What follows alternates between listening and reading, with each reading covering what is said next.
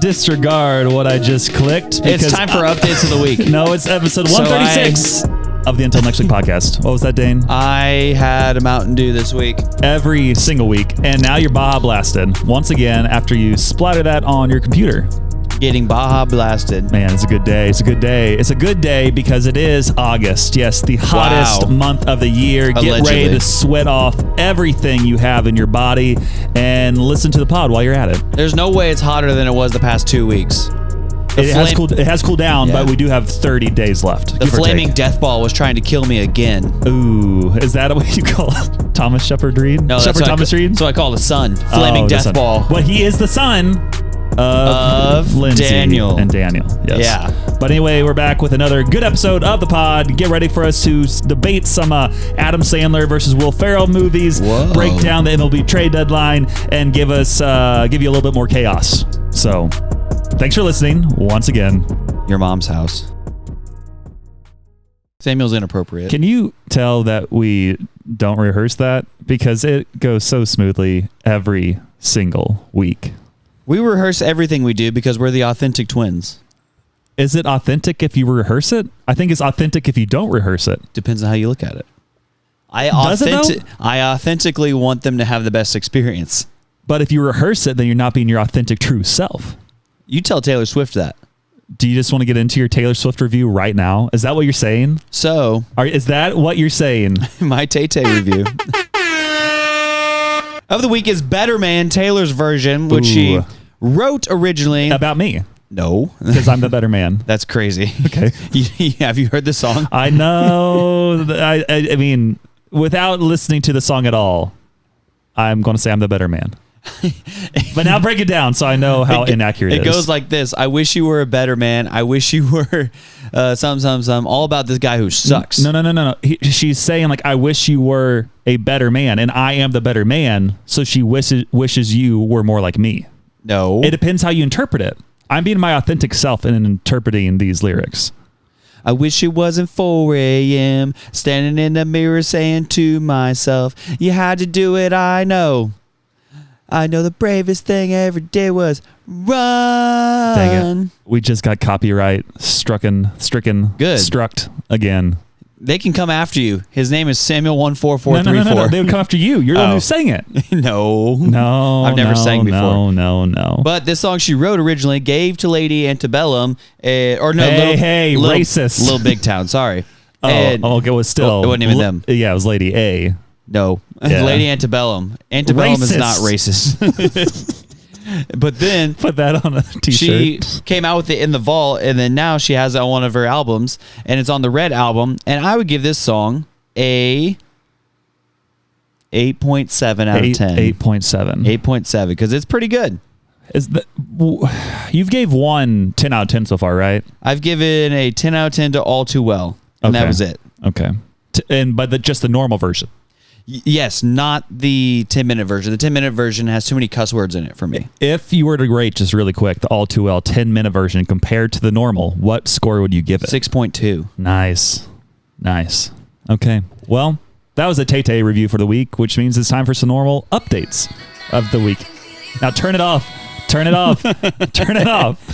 I don't want to go through this again. Oh, man. We don't want to become a man wagon incident. You know, Joshua Schmitz, shout out. We'll call that a wagon. Yeah. Did you see I'm just saying I'm glad I'm not in public school anymore for a variety of reasons, but you are no longer allowed to use any public phone or public. Oh, my word. You aren't allowed to use your personal phone in public schools at all anymore in Springfield. Not any part of the day. Like the kids aren't or the teachers aren't? Kids aren't. So obviously not during class, but not during lunch or passing periods or anything else. Good. Those kids are irresponsible and only want to cause chaos. But I mean, phones are essential to your well-being. Like they've had them in schools for like 50, 60, 75 years. Yeah. Like on the landline. Yeah. And they couldn't look up the answers and cheat. That's the biggest thing I'll say about kids. If they can find a way to cheat, they will cheat. Yeah, especially nowadays, like with the AI stuff. Like the amount of times I've heard people say, like, "Yeah, I didn't even write the paper," and I'm like, you're going to be a failure. I'm sorry.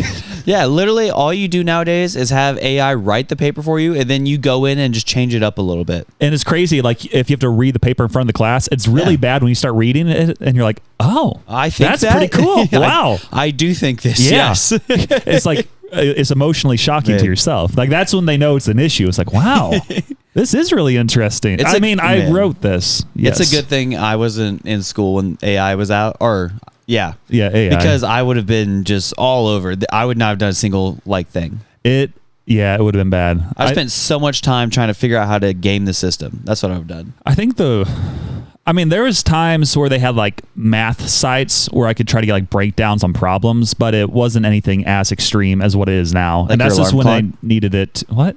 Your alarm clock. I do that still where I have the answer math questions in the morning to turn it off, but they aren't that extreme. It's like 2 + 7. 8. Yeah, you would your alarm would never go off.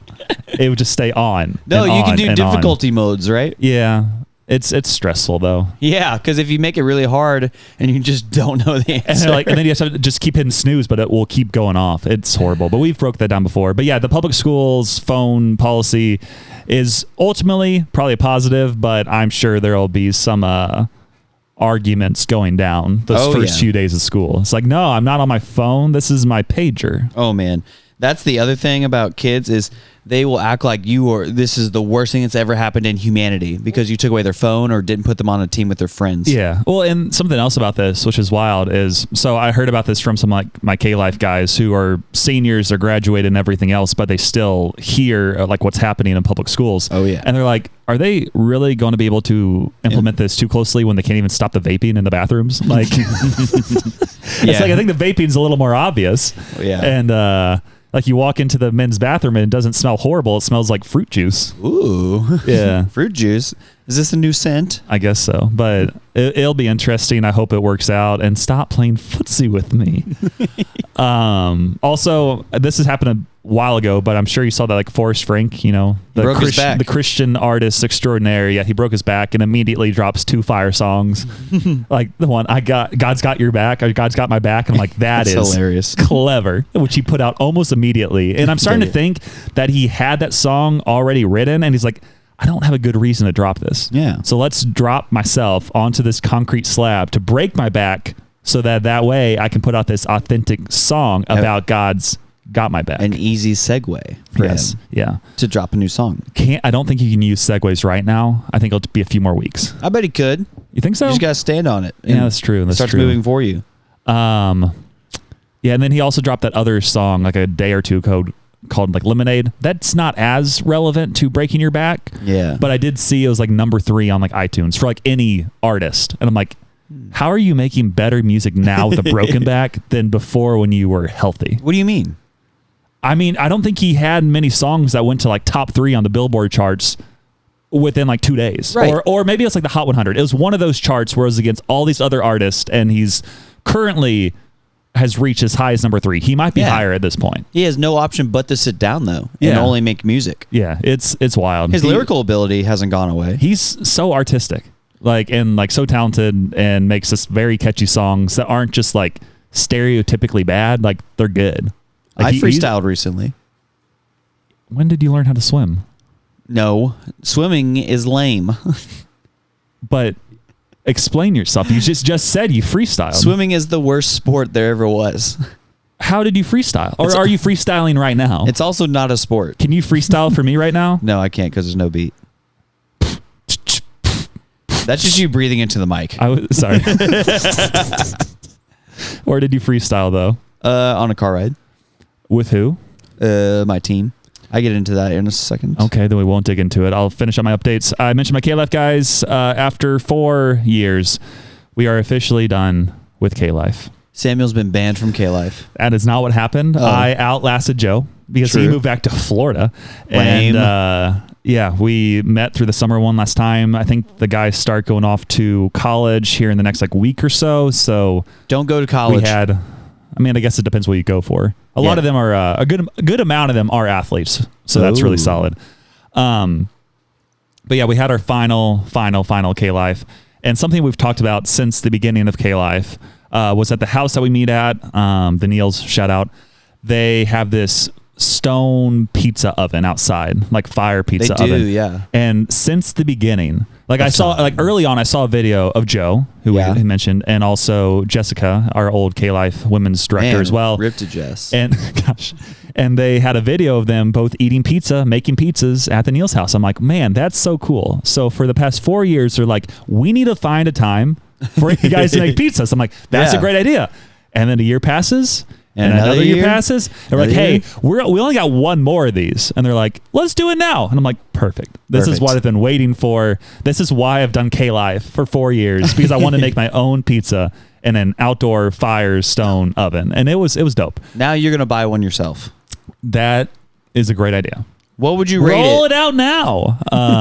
What's that? What would you rate it on a scale of like normal pizza versus this is better than normal pizza? So some of the guys who made pizzas, they did look pretty bad. Yep. But my strategy was to make the crust like as thin as possible. So I really rolled it out a lot. Yeah. And then I didn't go like a big clump of toppings because then it won't like heat up properly. So what I did is had a nice base layer of like marinara sauce, and I had a base layer of like mozzarella cheese, threw some pepperonis on. They had some like fresh bacon, so I threw some bacon on, a few fresh jalapenos, a few fresh green peppers, a few fresh red onions. And then they didn't have like normal pineapple because we found out later they didn't forget to pick up the pineapple. I think they did have it. They just didn't have it out correctly. So they like shredded like a normal pineapple. That's weird. It looked strange. It did look strange. But I think it made it more subtle with how the pineapple flavor came out. It wasn't like a juice burst like you get with the normal pieces of pineapple you see on pizza. So I put a little bit of that on as well. And then it didn't take you to Flavor Town? I'm getting there. I'm getting there. And then threw this a few more pieces of cheese and then put it out there on the stone oven with the help of Rob. Shout out Rob. Big ups Rob. And originally had it cooking. It only takes like a few minutes to finish. And he took it out the first time. I'm like, throw it back in, Rob. Put it back in there. Let's get it a little more toasty. Yeah. And we did for like another minute or so. At the very edge, it maybe got like slightly burned on like one side. Oh, that's too much. But it wasn't. It was still solid. Fire. But then the rest of the pizza looked amazing. And I just showed you a picture beforehand. You're like, ooh, I wish I had the pizza here. I'm like, well, I made it. I made this pizza. I never said such thing. You definitely said it before. I would never say anything like that. And it was a very good pizza. I would say if you ordered this at a normal restaurant, it probably would have been minimum $17 pizza. I wasn't say 15, probably 17, 18. You could get it at one of the nicer pizza restaurants. Oh. It could easily be served at a pizza restaurant. Like that's how good it was. You need to open a bar and grill. I don't drink. You don't need to drink to open a bar and grill. I think you have to taste test all of the alcohol. You don't have to taste test anything. Then how does it work? Just get beer. Okay, that's a good idea.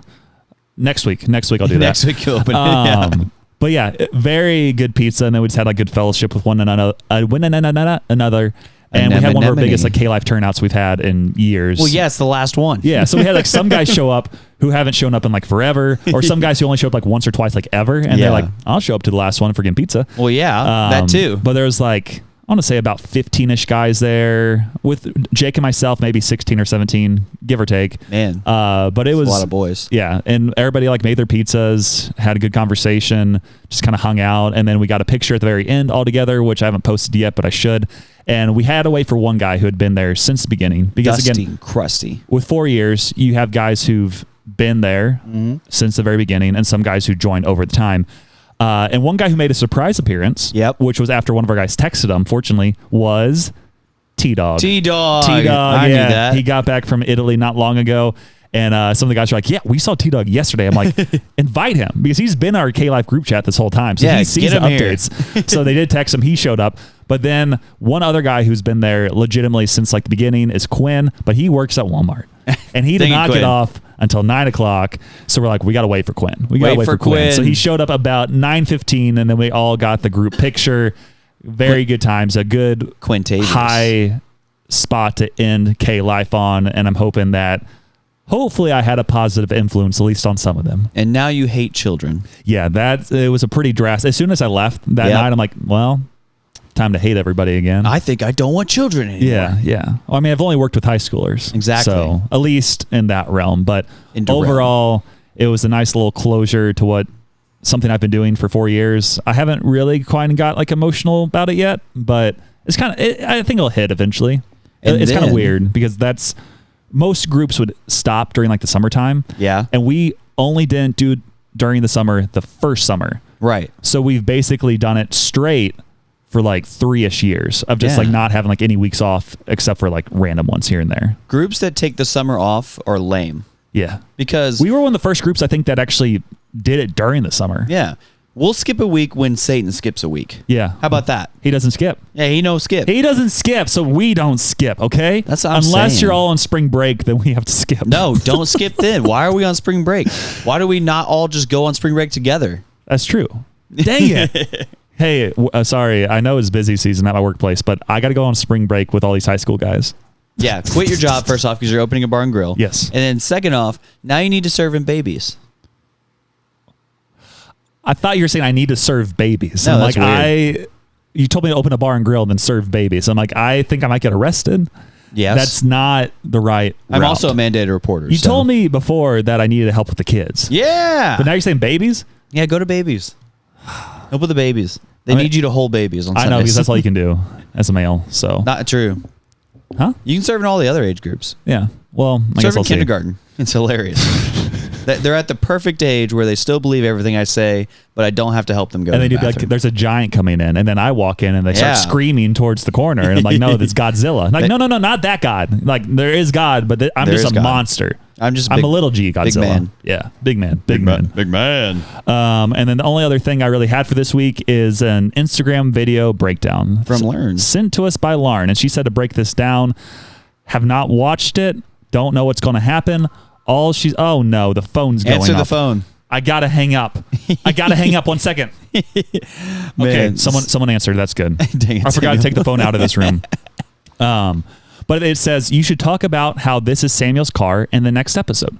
So I will So try true. to show you as well, I'm gonna and watch it. hopefully the sound will be quality for you guys. So Yes. here we go.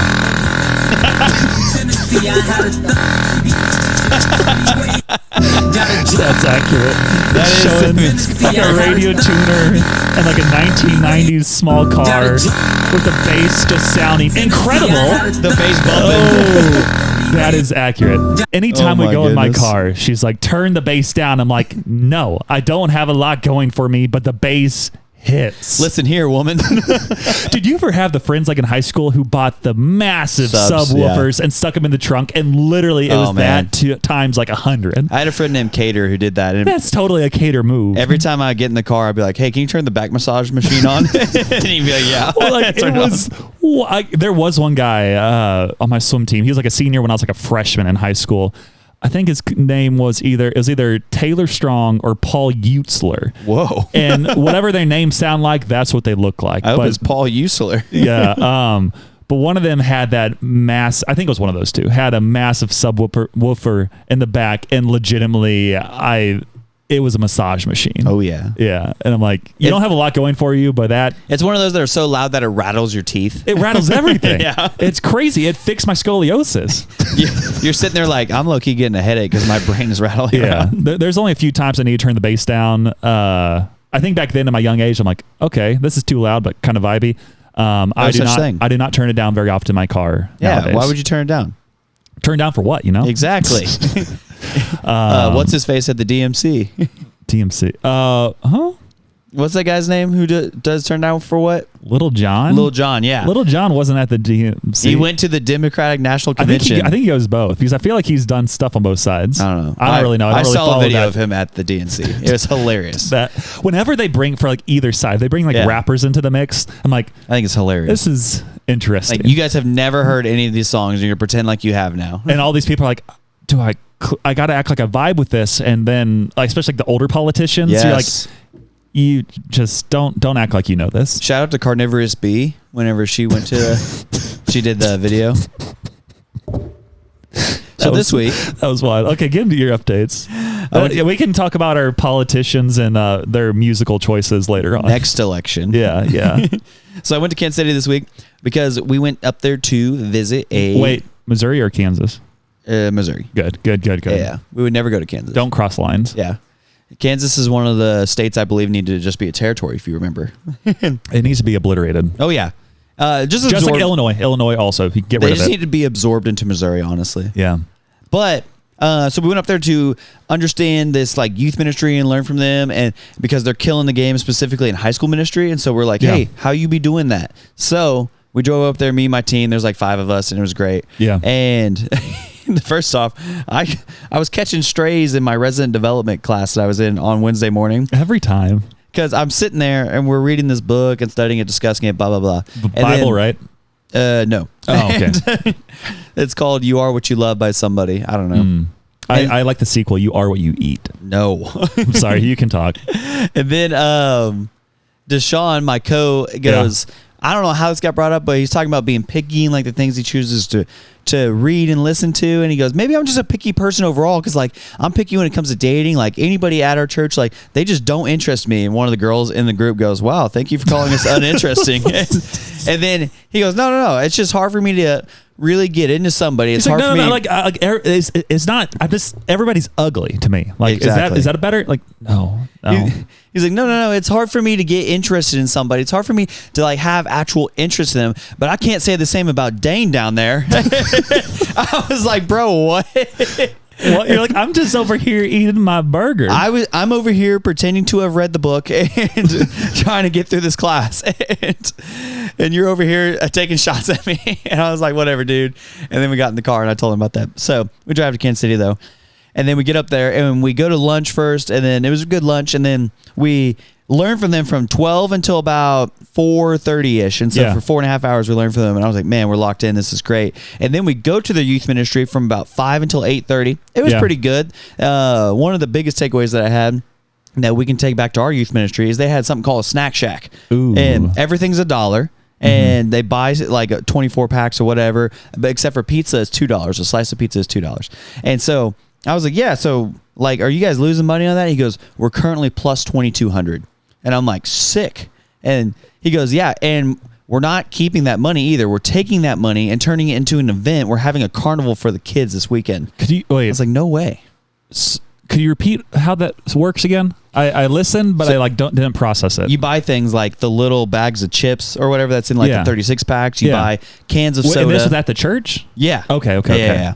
This is at their youth ministry. Okay. So they buy like massive Costco bags of chips, like 36 bags for $20, and they sell them for like $1 a piece or something. Yep. And you make money, and then they take that and they use that for different events that they put on for the kids. That's actually really dope. I was like, that's a great idea. We should do that immediately. And they go, yeah. You know what else you should do? And then I was like, what? And they were like, you guys have 7 Brew in Springfield, right? Yeah. And I go, yeah. And he goes, literally, you need to make a like coffee themed thing and just sell the drinks for $1. Get knockoff ingredients, sell them for $1, and like all the girls who are thinking it's trendy right now will come in and buy those from you instead of trying to go to 7 Brew and get their $7 drinks beforehand. Are you saying like making a drink yourself or making like an item? No, making a drink ourselves. That's something similar that my youth ministry had way back in the day. Like for a while, like I don't need to get into this too much, but a very long time ago, every single week would always have like Krispy Kreme donuts, but they'll be free. And then I think they made it where it's like the first day of each month or first Sunday of each month, and then they eventually like took them away. But then for a while they got into like a coffee, like we got a coffee shop. You can pay for this. I'm like, I'm not going to pay for this stuff. But it was similar where like they quote unquote made like fancier coffee drinks for you at church. But the issue was, I think a lot of times people would like be getting them during the service. Oh, so like you just hear like the coffee stuff going like crazy, and then they're trying to teach. The beans grinding. Like you probably, if you get these, it probably should be beforehand. But this again was like 15 plus years ago, right? Or somewhere far enough to where you can't hear it. But it's just like one big room, auditorium, so you can hear everything happening. Oh, yeah. They have like the bar area in the back, and then like the area where they have like all the tech people set up in the middle, and then they have the wall or like the stage. So they should have just made a sign that says we do not make drinks once service starts. Yeah. Maybe I don't remember that correctly. Maybe they did stop some, but I think a few would get by. Yeah, I would just stop making drinks then. Yeah. That's an easy fix. But that is cool, like selling all the stuff. Yeah. And honestly, if you're selling coffee, you could probably get more than $1. Oh, yeah, we could. Even like $2. But we're probably not going to. Yeah. You have to do it cheap enough where people are like, that's a good deal, but not so high where they're like, I'll just go get my other one. Yeah. Yeah. And then we're gonna offer like new students who show up for the first time like a free drink on us and stuff like that. We're gonna have punch cards. That's something I think they did also. Yeah, a lot of times. It's gonna be great for the kids. That's dope. And then we want to have our high schoolers run it and make the drinks and stuff like that. Yeah, and it's gonna be great. But so then we stayed until then, and then we left at about 8:30 or so, and then drove all the way back, and it was long and exhausting and great. Yeah. And then another thing that happened this week is during 6th grade Bible study, we were asking the kids like, yeah, when's the time that like you've seen a prayer in the Bible or somebody praying in the Bible? And this kid goes, well, when Jesus was in the Olive Garden, he prayed and asked for more breadsticks, and more came. Like we only started with 2, but then there was 4, 6, 8. There were unlimited breadsticks, and there were still leftovers at the end. Insane. He took the one salad and made it into mini salads. Mini salads. Man, Jesus at the Olive Garden was clutch. At the Olive Garden, and hey, that might be a clip. Me and the other leaders look at each other, do that like you smile but not laugh thing. Yeah. Like don't laugh, don't laugh. Yeah. He's expanding on a good point. And then Jesus at the Olive Garden. Yeah, tell us more about that. It'll be great. And then it was really funny. And so that was all that I did this week, except for other things I'm getting into later. So what I'm saying is I ran 10 miles yesterday, and my hips really feel like they're grinding. Grind. Yeah, that stinks. I don't really have any great grinds on gears, which is good because it means my week was decent, but bad for content. Yes. But one of the things that did grind my gears was at the last K-Life I had. At one point, one of the guys, I think it was Cruz, who's one of our K-Life guys' brothers. He lives at that house. And he threw a popsicle stick. Yeah, he did. Like across the kitchen. Ooh. And it landed on the ground. Yeah, it did. Not flat, but on its edge. Okay. A popsicle stick. Like how...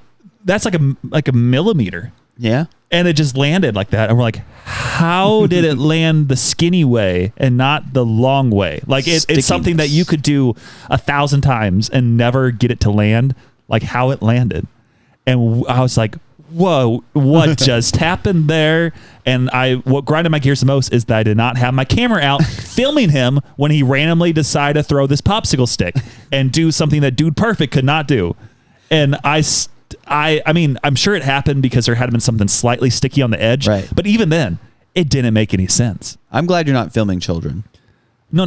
I would just be filming the popsicle stick. And then cut out the children. Yeah, I'll blur them all out. And then that's what you can do with AI. It looks like it flies through the air. Yeah. And then they're like, well, you just made this video fake. I'm like, no, it's real. But it's real. I did take a picture of the popsicle stick, which isn't as crazy, just taking a picture of a popsicle stick standing up. Yeah. But I'm like, how? Like this instead of that. Like it made no sense. I don't know. It was wild. That grinds my gears. Yeah, it grinds my gears too. So what grinds your gears, Dane? Content. So when we were leaving to come back from the Kansas City trip, we get in the car like 8:45ish, drive for a little bit, and then my boss was like, Dane, are you listening to this? And I was like, listening to what? And then he goes, we're talking about what we learned from the youth ministry that we were just visiting, how we can implement the things, what we think will work best in our ministry, what things we need to improve in this ministry, what everybody thinks about what everybody is saying right now. And then, so this starts at 9 p.m. with these conversations. And for the next 2.5 hour car ride, we're talking, just being locked in. And at 11:30, he's like, Dane, what do you think about this? And I go, what I think is I want to go to sleep. I'm so tired. We were locked in from noon until 4:30, came back, went to a 2.5 hour youth ministry, and now we're driving back after we drove up here this morning. I'm like, I'm pretty tired. But you want me to have like cutting edge innovative ideas right now. I just want a burrito. Yeah, I'm so hungry. We did get dinner. But I was like, this is ridiculous. That's always the thing when people are trying to have like really deep conversations. It gets to a certain part where you're just like so tired, like I want to be a part of this, but I'm so tired. Yeah. I can't think straight. I'm just going to be mad in general. Yeah. Just let me go to sleep. At around 9, I like leaned back to be like, oh, I'm mentally checking out. Yeah. And then you wake up and like, so what do you think? And I'm like, lock back in. I'm like, I know that's a horrible idea. Dane, we said we wanted you to become the new leader of all this and pay you full time. It's like, I changed my mind. No, I don't want that. We'll pay you double your salary. Man. Plus benefits of all the coffee sales. No, I don't want that either. Oh, that's wild. So that grinds my gears.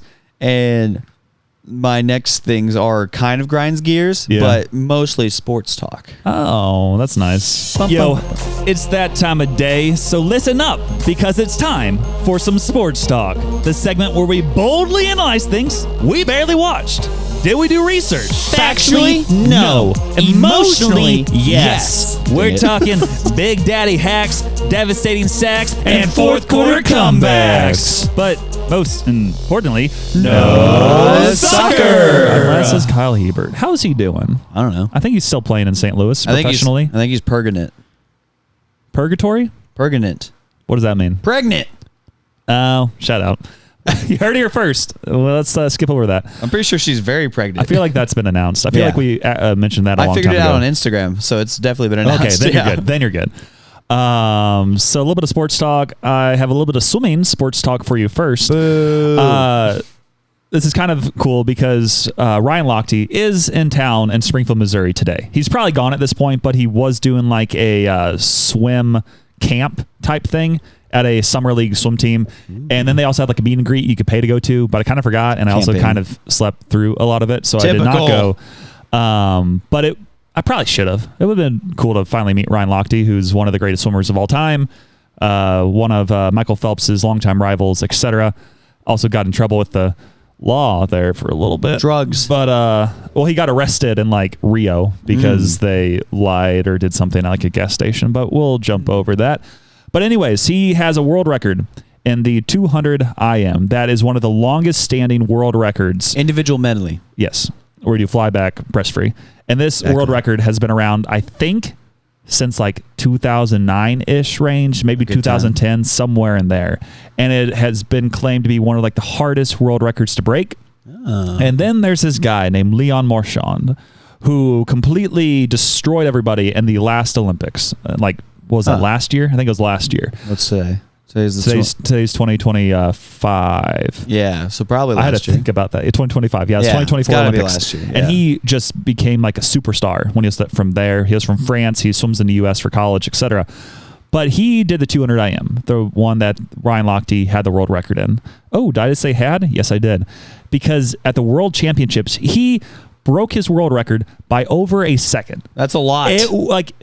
It wasn't even close. It was crazy. Like his record, you don't know too much with times, but the world record was 1:54.00. So minute 54, which is crazy fast. Obviously, it was a world record. Yes. But then this guy went like a 1:52.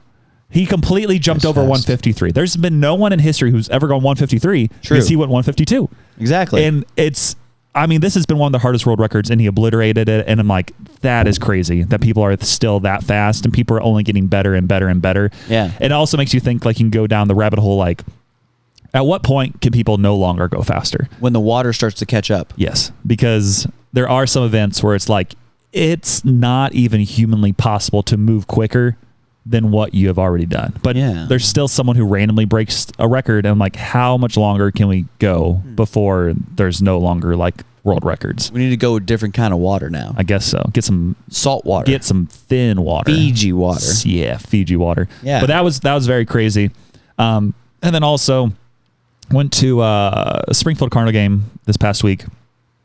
Only went to like the last inning or two because I was busy. Dang it. But the reason I went was because there was two St. Louis Cardinal players doing a rehab in Springfield. Lars Nootbaar, who's a Japanese legend, and then also Nolan Gorman, who has major power if he doesn't strike out. But they're both rehabbing at the same time, so I'm like, I need to try to go and get their autographs because that is my purpose in life, to get autographs from people who are younger than me. True. Lars might be older, but Gorman's definitely younger. And I was able to get both their autographs, which was pretty cool. I had never gotten Nolan Gorman's autograph in person before. I've got Nootbaar a lot in person, but got them both to sign a card. Got a couple other prospects to sign a card. Overall, good night. Pretty happy about it. And that's about it for my sports talk. I met Lars one time. He's it was when we went together at the Cardinals Caravan in Springfield. I'm like, hey, do you want to help me get some autographs? My hands were sweaty. Yeah, you helped me get some autographs, and I think you also got that I don't know if I gave you a card or you just kept like one of the posters. I kept one of the posters and I had each person sign it. Yeah. I don't know. And I appreciated you a lot for helping me get some autographs there. I have no idea where that paper is now. It's somewhere. I think it's in Jeff City. Yeah. But speaking of the Cardinals, they suck. That's my sports talk. They traded everybody. They only traded 3 guys. Exactly, everybody. They traded They did like a soft sell. Yeah, it wasn't like anything too crazy because those 3 guys who all were going to be free agents at the end of the year. They probably should have traded them. And it was Ryan Helsley, who's their closer, could potentially go down as one of the greatest closers in Cardinals history if he comes back in free agency. Which That'd be crazy if he did. Well, he literally said like he loved St. Louis. He didn't want to leave. So with him having a down year, in theory, they could maybe get him at a discounted rate. He might be willing to. I bet you he still has his house and everything else in St. Louis. He'll wait at least until free agency. So that way, if they do decide to sign back, they don't have to do anything house-wise. But otherwise, it stinks because then you got to uproot your entire life and then move somewhere else. So, I believe he would want to come back. I don't think the Cardinals will offer him anything. It'll be tricky. I'm sure they might talk to him, but it won't be anything crazy. So 1 year, $5 million. I guess we'll see. But I am disappointed to see him go. I also met him in Springfield before when he did rehab. Ryan. Got a picture with him. Got to wait to post that until he wins the World Series with the Mets. But yeah, they trade away 3 of their guys. They still have a chance to make the playoffs, but when you lose 3 of your top relievers, it'll make things tricky. But I guess we'll see. Yeah, and then when you start stinking as a team too. Yeah, I think it was a stat, in their first like 48 games of the year, I think they were only shut out twice. Yeah. And then I think in their past, I don't know, it's like 30, 40 games, they've been shut out like 8 times maybe or something crazy. And it's like, that's not good. Including back-to-back games. Yeah. And then they put up 1 run yesterday. Yeah. I don't know what's happening. They're just playing extremely bad. But at the same point, they didn't even expect to be over 500 at this point in the year. Yeah. And they still are in the wild card race. They're like 4.5 games out of a spot. So they could still... Could make a playoff spot. It's just, it would be a little crazy. Yeah. Yeah. It's like their starting pitching is trash now. They can't score runs. And now they're like, they've scored 1 run in 3 games. And they're like, but the worst part is. There's a home run by Wilson Contreras. Shout out. But they didn't trade any of their positional players. So it's like, these are the guys you're rolling with next year, guys. I feel like there'll be some trades finally this offseason. I think there'll be 0. I think they'll clear up some stuff. It'll be tricky to see what happens, but I'm sure something will happen. But I mean, they didn't really have any reason to move some guys because a lot of their guys have like multiple years of control. And if you're not getting anything great at the deadline, it would make more sense to hold on to them and then see if maybe they raise their value before the offseason and then decide what to do. But don't move anybody. Who knows? And they would have tried to move some guys, but like Wilson Contreras didn't want to go anywhere. He wanted to stay, and he has a no trade clause, so he has that right. Sonny Gray's another guy who may have been traded, but he also likes St. Louis and didn't really want to move. And is old and expensive. Yeah. So, but at the same time, he would still get paid. But he's like, I'd rather just stay here. And then same thing with like Arenado. Like there's a chance he'd get traded, but again, he has a no trade clause. And there's only certain teams he would go to. He went on the IL, etc. And he's like, nah, I'm good. The return we got for Steven Matz was good. Yeah, I liked him. I like that guy. Jordan. Well, I remember when he first got drafted, I'm like, this guy looks good. And I actually, back in the day, I did pull like a autographed card of him in a pack of cards. I'm like, this is cool. And now it's full circle. Wow. Again. Now he's going to be a St. Louis Cardinals star. He could be. I mean, he's doing good this year finally. So he could maybe be a good first baseman in the future. Because originally he was drafted as third base, but he's converted over to first base because he was in the Red Sox system, which had Rafael Devers. Yeah, we already not broke up. He broke up with the Red Sox and they traded him, etc. And now he sucks for the Giants. Yeah. He's doing so. But yeah, very expensive. Speaking of sucks, Carlos Correa got traded back to the Astros. He did get traded Whenever back that to happened, Astros. The fans went nuts. They were in the streets banging pots and pans and trash cans. Dang it. Unreal. Second time I've made that joke this week, and it still hits. Dang it. Speaking of sucks, the Cowboys suck. Yeah, you guys can't figure out anything. I saw that. Like one of your top players is like, I want to get traded. Yeah, not only one of the top players. So Micah Parsons is one of the top players, perennially a top 3 defensive player in the entire league, and he's one of 2 players to average 12 or more sacks each of his first 4 seasons. Yep. The other one is a Hall of Famer, and he's like an elite pass rusher, an elite off-ball linebacker, and he's going into the last year of his deal, and he requested a trade yesterday. And you're like, no. I was very sad and very upset. And then Micah released a big long message about how this got here, and he said that he reached out to Jerry, said he wanted to get an extension done in 2023, and then his agent's like, well, you'll get more money if you wait, and he's like, no, I just want to lock it down. I'm a big fan of being here. I just want to get an extension in the works and done. And then Jerry's like, no, we'll do it next year. And he's like, that's fine. I'll play on this deal. And then he plays again, and they reach out again and say, hey, we'd like to do a deal. And Jerry's like, we'll see. And then Jerry meets with Micah one-on-one, starts talking about the season, how things are going. And then that turns into contract negotiations, and then without his agent there, which you're not supposed to do. And then Micah walks out and goes, yeah, well, I'll get my agent to start talking to you about getting a new deal going. And then Jerry told the media that a deal was, quote, basically done. And that's just not true. And then ever since then, Micah's like, yeah, you can meet with my agent, but no, it was not basically done. We need to work on that language. And then Jerry was radio silent and hasn't negotiated anything since. Jerry. And I'm like, Jerry, why are you so bad at your job? Hey, if you just paid him in 2023, you get him considerably cheaper than now. Maybe he's waiting until the Netflix documentary drops, because then if that does really well, then they'll have enough money to pay him. Because otherwise he doesn't have enough money to pay him. Instead of being owner and GM, he was making a Netflix documentary instead. Yeah, he wants to be a movie star. Unreal. And so what I'm saying is, the Jerry Jones Show. Nobody needs to fret or worry. We're not trading him. He's going to sign. This is just the push that Jerry needs. Yeah. That's all this is. Push, Jerry, push. And the last thing that happened is I played some pickleball this week. Without me again. No, so here's how it happened. Okay. So Sunday night was high school hangs, and they were like, hey, Dane, you should come out and play with the high schoolers and play pickleball. And I was like, okay. And I go out there, and this guy obliterated them. This leader named Sean goes, Dane, do you want to play? And I go, I'll play. And he goes, all right. K-Life Sean? No, different Sean. Okay. Yeah. And he goes, he goes, do you want to warm up, or are you ready to go? And I said, Sean, have you ever seen me play? And he goes, no. I'm like, you ever heard about if I'm good at this or not? And he goes, no. And I go, I'm ready to go. No warm up.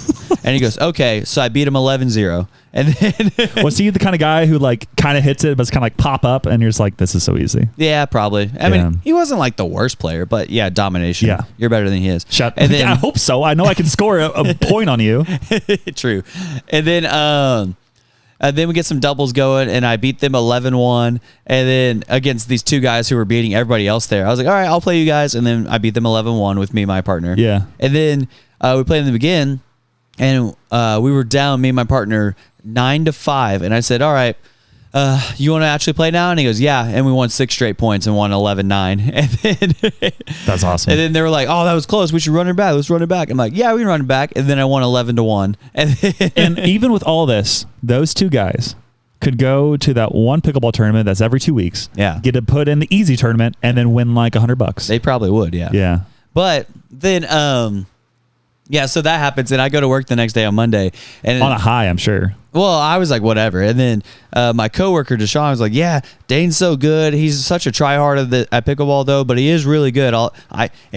Everybody's like, oh, no, he isn't. And he goes, listen, I don't want to give Dane a compliment, but he actually is really good at pickleball. Yeah. And I was like, yeah, something like that. And then this other guy who works with us, he goes, no shot. And I was like, I mean, I am Kyle. And then he goes, no, there's no way you're that good. And then everybody's like, no, trust me, he's good. The two guys we demolished were there. And he goes, no, he's really good. He was doing this and that.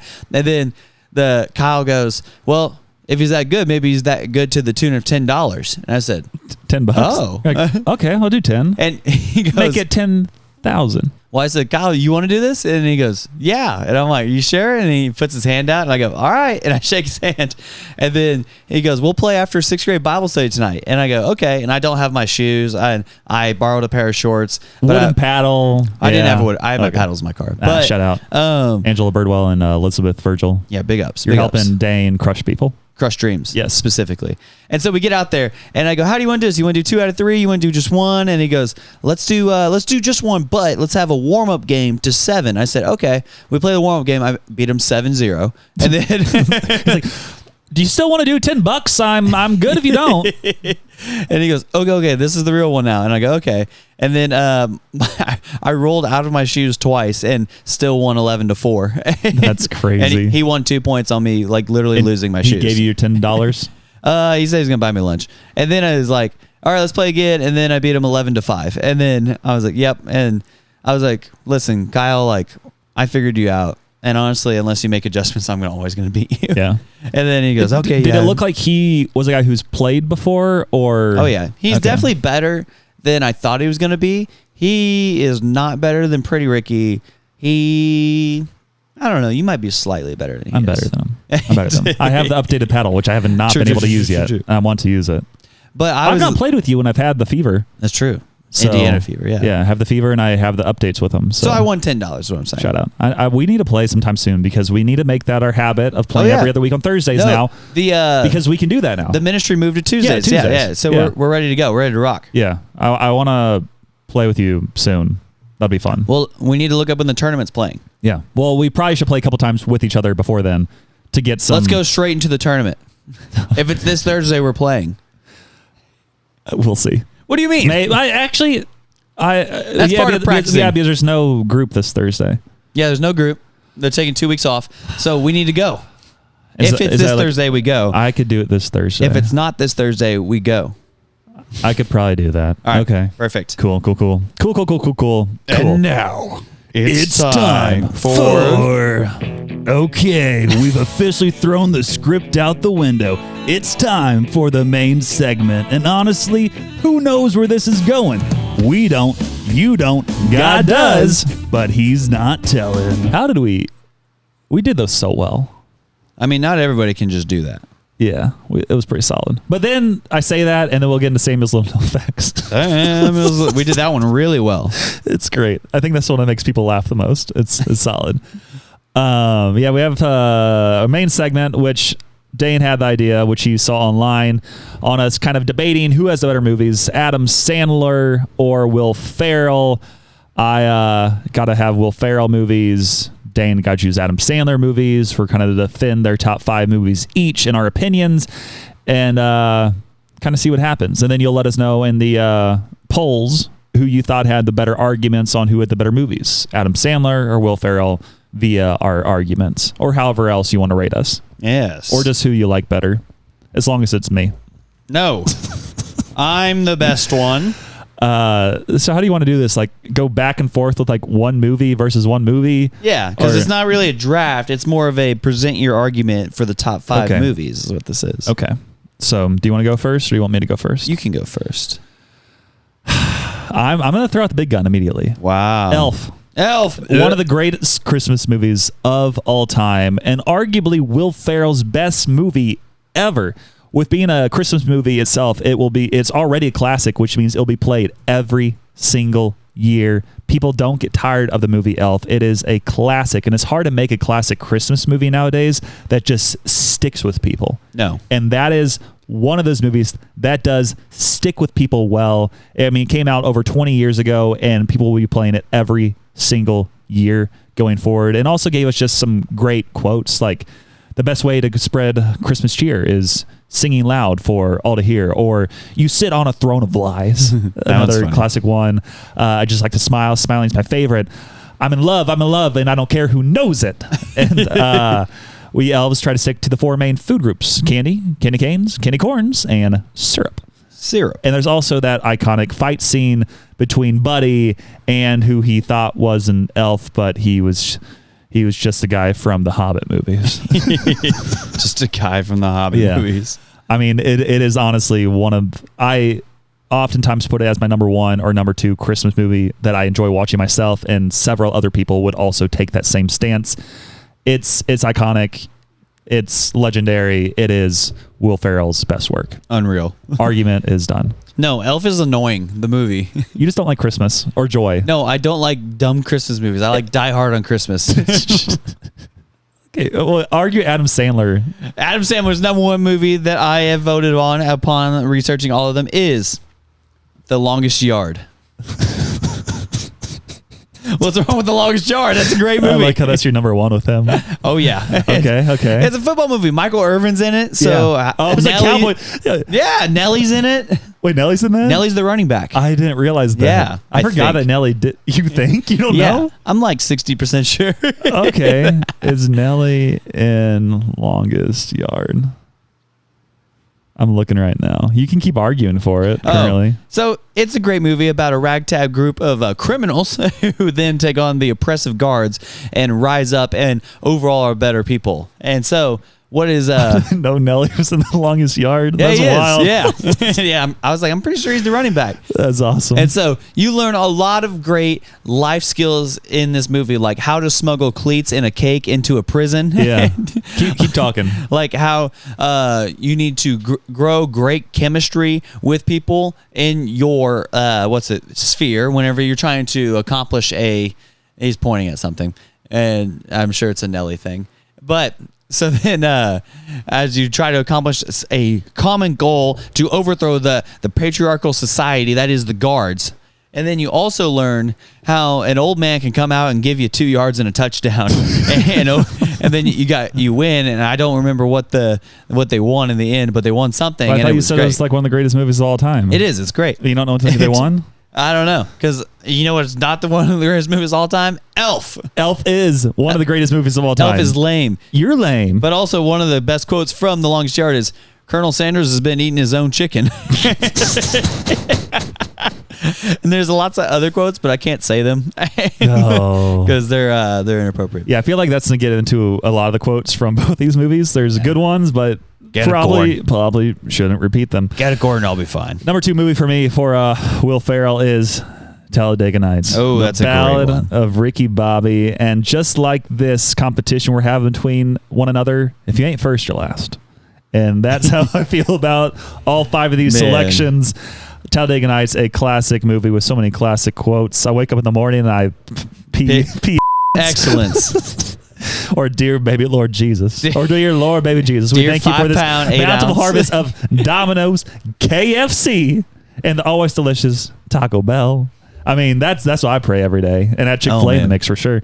And then shake and bake. Shake and bake. Yeah, shake it before you bake it. Yeah, it's another just classic Will Ferrell movie, and I don't necessarily love NASCAR, but that movie can do something to you. Makes you love NASCAR. Yeah, it makes you feel like a little more like in your Missouri roots if you watch Talladega Nights. Pretty sure Ricky Bobby in that movie also says, as the late great Colonel Sanders once said, I'm too drunk to taste this chicken.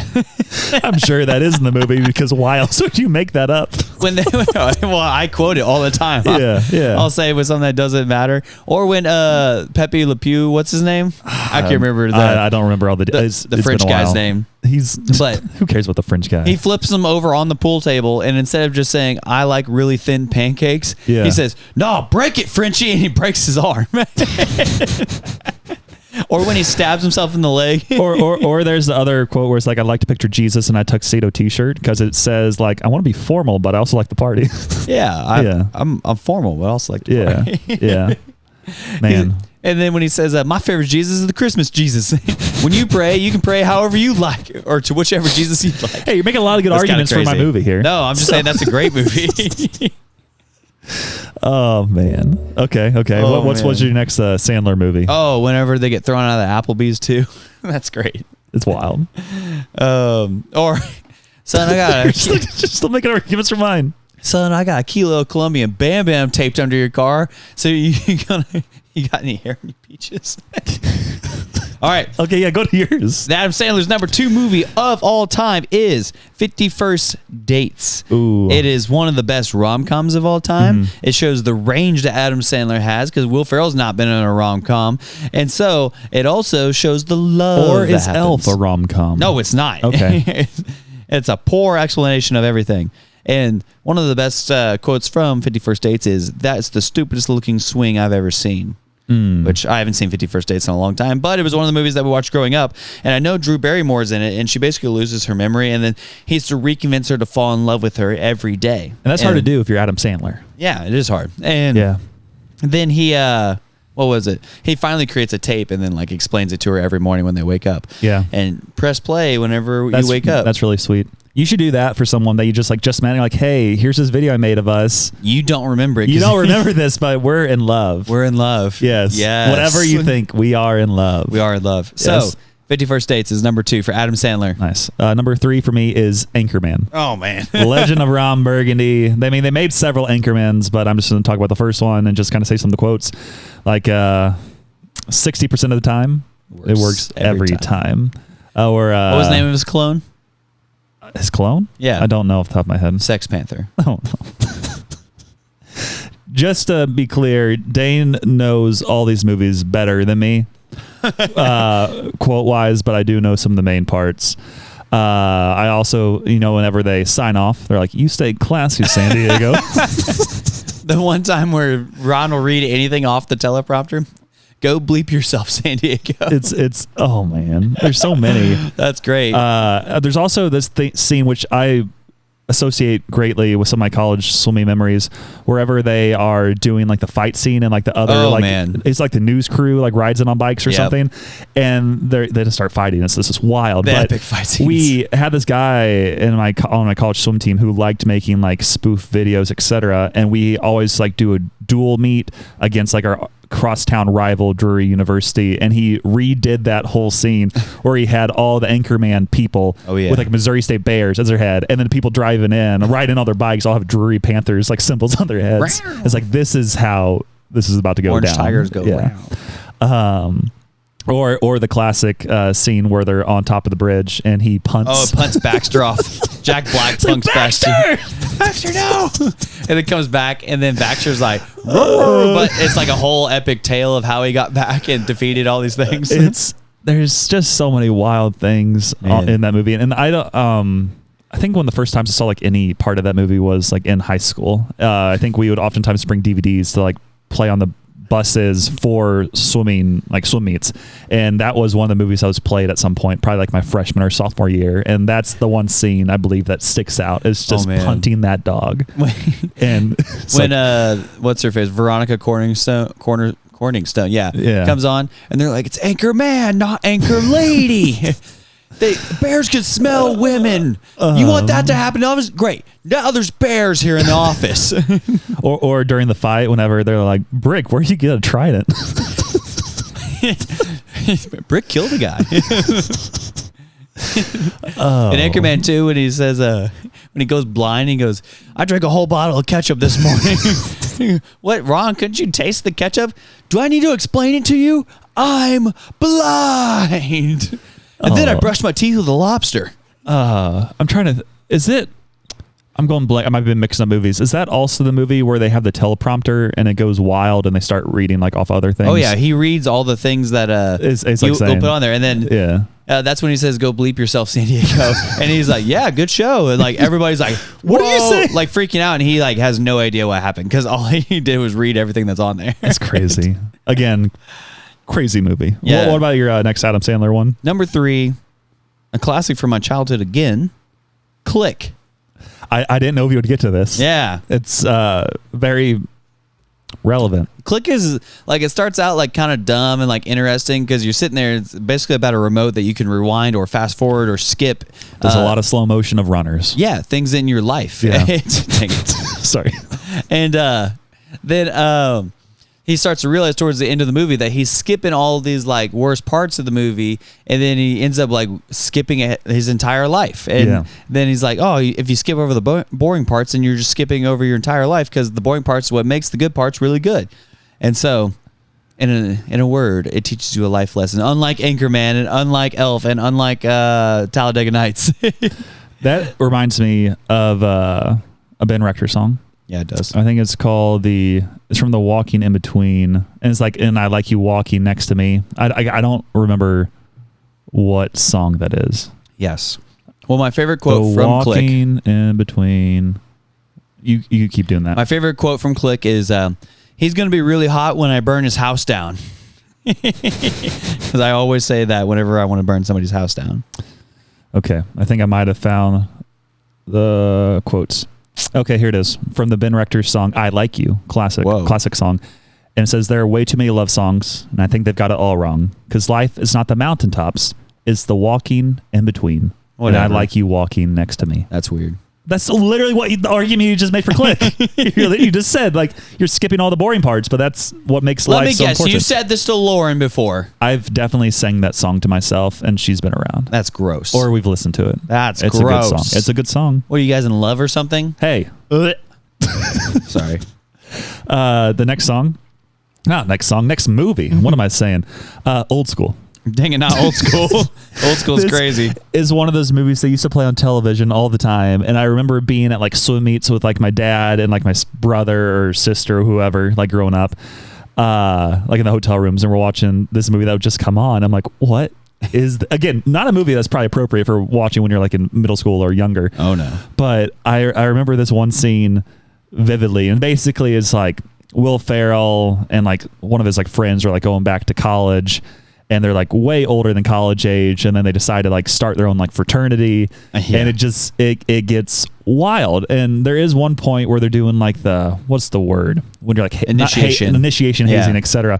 And they have this wide variety of individuals standing on a ledge. What was the old dude's name? Blue, yeah. And they're standing on a ledge of like a building, and they all have like center blocks that are tied to a part of their body that we don't need to discuss. And they have to trust, like Will Ferrell, etc., that the string that's holding these center blocks is long enough to reach the ground without pulling them over. Yeah. And they all drop at the same time. Everybody's good, except for this one guy who happens to be like 400 pounds, and it hits like a manhole cover. Oh man. And then it pulls him along with it, and you just hear him screaming and like flailing, and everybody's like, oh my gosh. And he survived, but it is hilarious. And that's been scarred into my memory for all these years. But they also have like a house party at one point where Will Ferrell gets a little intoxicated. It's just like, we're going streaking through the quad. And he's running along thinking everybody's following him streaking, but it happens to be he's the only one streaking in this movie. And then he runs by his wife's car who's with all her friends, and they pick him up, and he's just completely naked. He's just doing it. And they're like, oh, looks like it's cold out. Okay. Oh no. But yeah, they also have like a lot of times where like, you're my boy, Blue. And the Blue's like the 90-year-old who's... He doesn't say anything in the movie, does he? I don't know if... he says very little, I think. Yeah, very little. I know that. But yeah, Blue's like 90 and trying to get in this fraternity. Because they needed a certain number of people in order to keep the fraternity on campus or something. Probably. Yeah. And they had to get like numbers. Don't watch this if you're a kid. And then they also have like a competition at the very end where they have to like prove that they're worth keeping as a legitimate fraternity, and they have to do like all these sports competitions, etc. And they're, again, going back to the one guy I mentioned who's like 400 pounds, they had to find someone who could do like the gymnastics thing where you jump on like the little trampoline and then you hit the the pommel horse. Yeah, pommel horse. Yeah. And then you like do flips, and he has to do this because like everyone else is injured. Everybody has to do something. He does like 7 flips in the air and sticks the landing. And right before that, Will Ferrell, like he's doing some sort of like ribbons performance, and then interpretive dance. And then he catches on fire. And then there's that scene of him in the locker room where he's just trying to get everybody motivated, but he's only in his underwear because he's all burned. And it's like, what's happening? Dang it. What a great movie. It is. Okay, what about you? It's okay. Don't watch this at home, some classic scenes. Really don't watch either of their movies unless it's Elf, because that's the only appropriate movie by either of these individuals. Don't watch any of these movies. Okay, what's your fourth one for Adam Sandler? Number 4, Hustle. I don't know that one. This one is it's more of a serious movie. He's like a talent scout for basketball, and they actually have Anthony Edwards in it. Hey, shout out. Wait. Is this the one where he's like, this is how we win? Yeah. Yeah, that's the one. Or no, that's Uncut Gems. Oh, sorry. This is me. This is how I win. Oh, yeah, that's Uncut Gems. Yeah. But this one has also the main character is a real basketball player as well. His name is Juan Hernan Gomez. Oh, the classic one. Yeah. He was like number 2 player ever behind like Michael Jordan, right? Not even close. So whenever I would play 2K a lot, I remember this guy in the game before Hustle came out. He was legit like a 72 overall. Okay. So like amazing, like compared to us, but yeah. So and then in the movie, he's hitting every shot because again, it's a movie. Yeah. They couldn't pay MJ. He's also great though at basketball. Yeah. Like it's like any the worst NBA player can still beat any other guy in one-on-one. So. And my favorite quote from it is, guys in their 50s don't have dreams. They have nightmares about eczema. Gosh. Which is true. But it's a grand old program. Someone calling you? Yeah, Lindsay's calling again. Oh, every time. If we talk to her, it'll be 45 minutes. Do we want to talk at all or no? No. Yeah. Lindsay, get your story straight. Every time. Every time. It happens all the time. Any other arguments, or you want me to go to my last one here? It's nice and serious, and it's all about good things. So my last pick is Step Brothers. Oh, no. Classic 2008 movie. And again, just several very quotable quotes like, did we just become best friends? Yup. Or one where I'm going to bleep a lot of words. This house is a bleeping prison on planet Bleep, on the galaxy of this bleeps, camel bleeps, and you can fill in the whatever you want there. The scene where they're trying to ward off people from buying the house. Howdy, neighbor. or you have the voice of an angel. Your voice is like a combination of Fergie and Jesus. Yes. And that was before Fergie had her national anthem performance. True. A few years later, where at that point people still liked Fergie. And then it's like, can you actually sing? I don't know. Remember when, was that the one where they do I'm on a boat?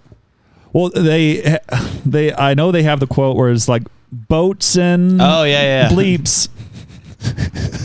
I'm not going to say all these. That's what that was from. Yeah, there's a lot of very quotable quotes I just don't want to say on here. Them presenting it to their dad. Or at the very end when they have to do like the rock performance. Oh, yeah. Like at that banquet, or I don't know what that was exactly. I don't know what it was either. It was at the end of the movie, though, and that's when I think they kind of get reunited because they do have those arguments in the movie, and they don't really want to be brothers, but they're like, hey, no, we are brothers. Remember when...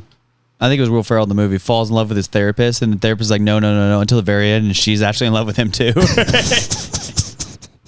That's how it always happens. Always how it happens. That has to be how it always happens. Man. But yeah, those are my 5 picks. What's your last one for Adam Sandler? Number 5 for Adam Sandler.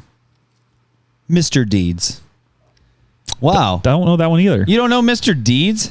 Tell me what it is. Mr. Deeds is great. Mr. Deeds is all about this guy who inherits a lot of money when his mom or something dies. How do you not have Happy Gilmore as any of your picks? I saw Happy Gilmore and it was annoying, but it is an honorable mention. Yeah.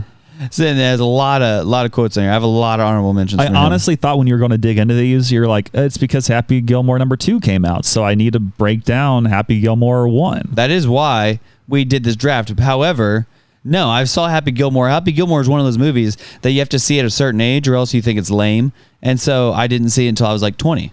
Okay. And I was like, this is just annoying, actually. But Mr. Deeds, yeah. Or The Cobbler.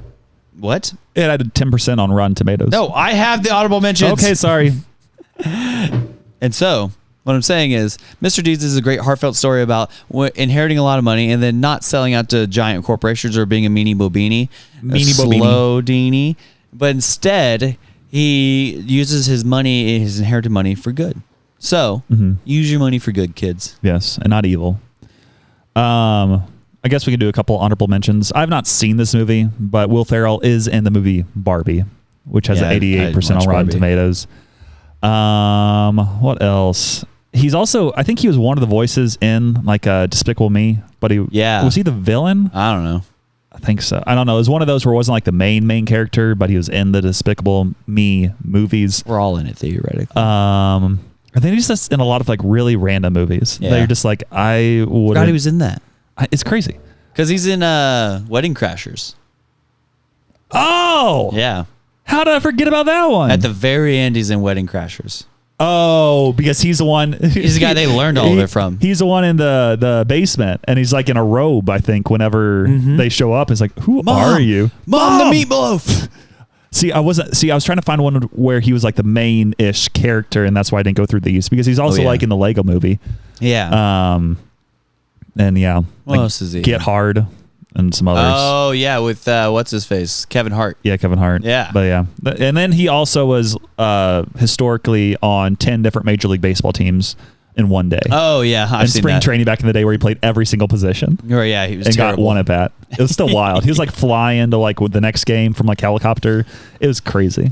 But Will Ferrell, man. Crazy guy. Honorable mentions for Adam Sandler. Grown Ups. Which is pretty okay. I'm surprised you didn't dig into that, but yeah. Grown Ups is good. Uncut Gems. Yep. Pretty good. Yep. The Waterboy. Waterboy. Yeah. Today, Junior. How did that not make it? Man, I should have taken Adam Sandler movies. I wasn't even thinking. There's some high quality H2O right there.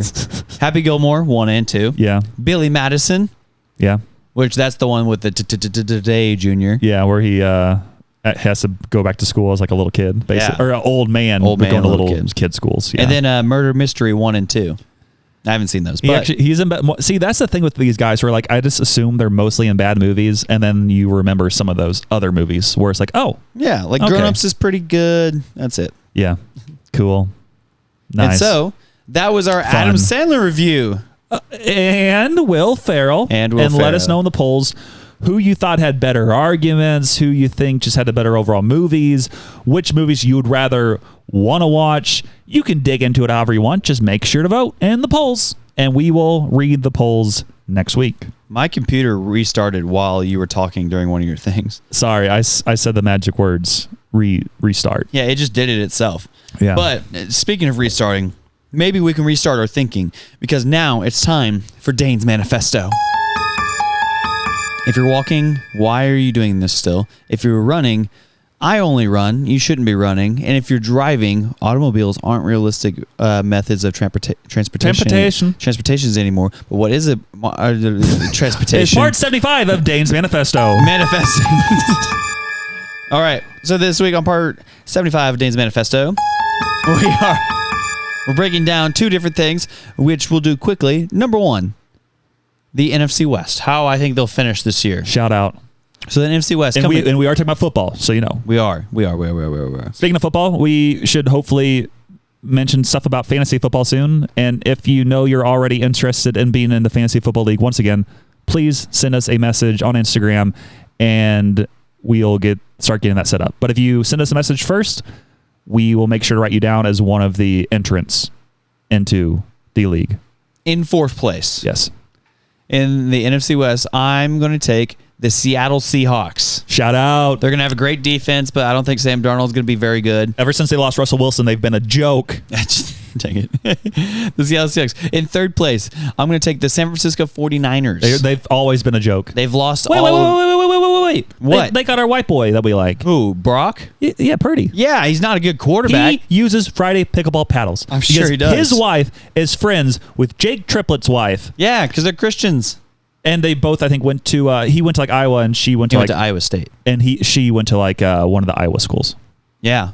So they had like those connections. So they're friends. So they're still going to finish third place. Okay. They traded away Debo, and then CMC's always hurt. The O-line's always old. CMC is so good though when he's healthy. They lost guys on the defense. Yeah, if CMC is realistic, healthy, if you had the number one overall pick in fantasy football, you would take CMC. No, I wouldn't.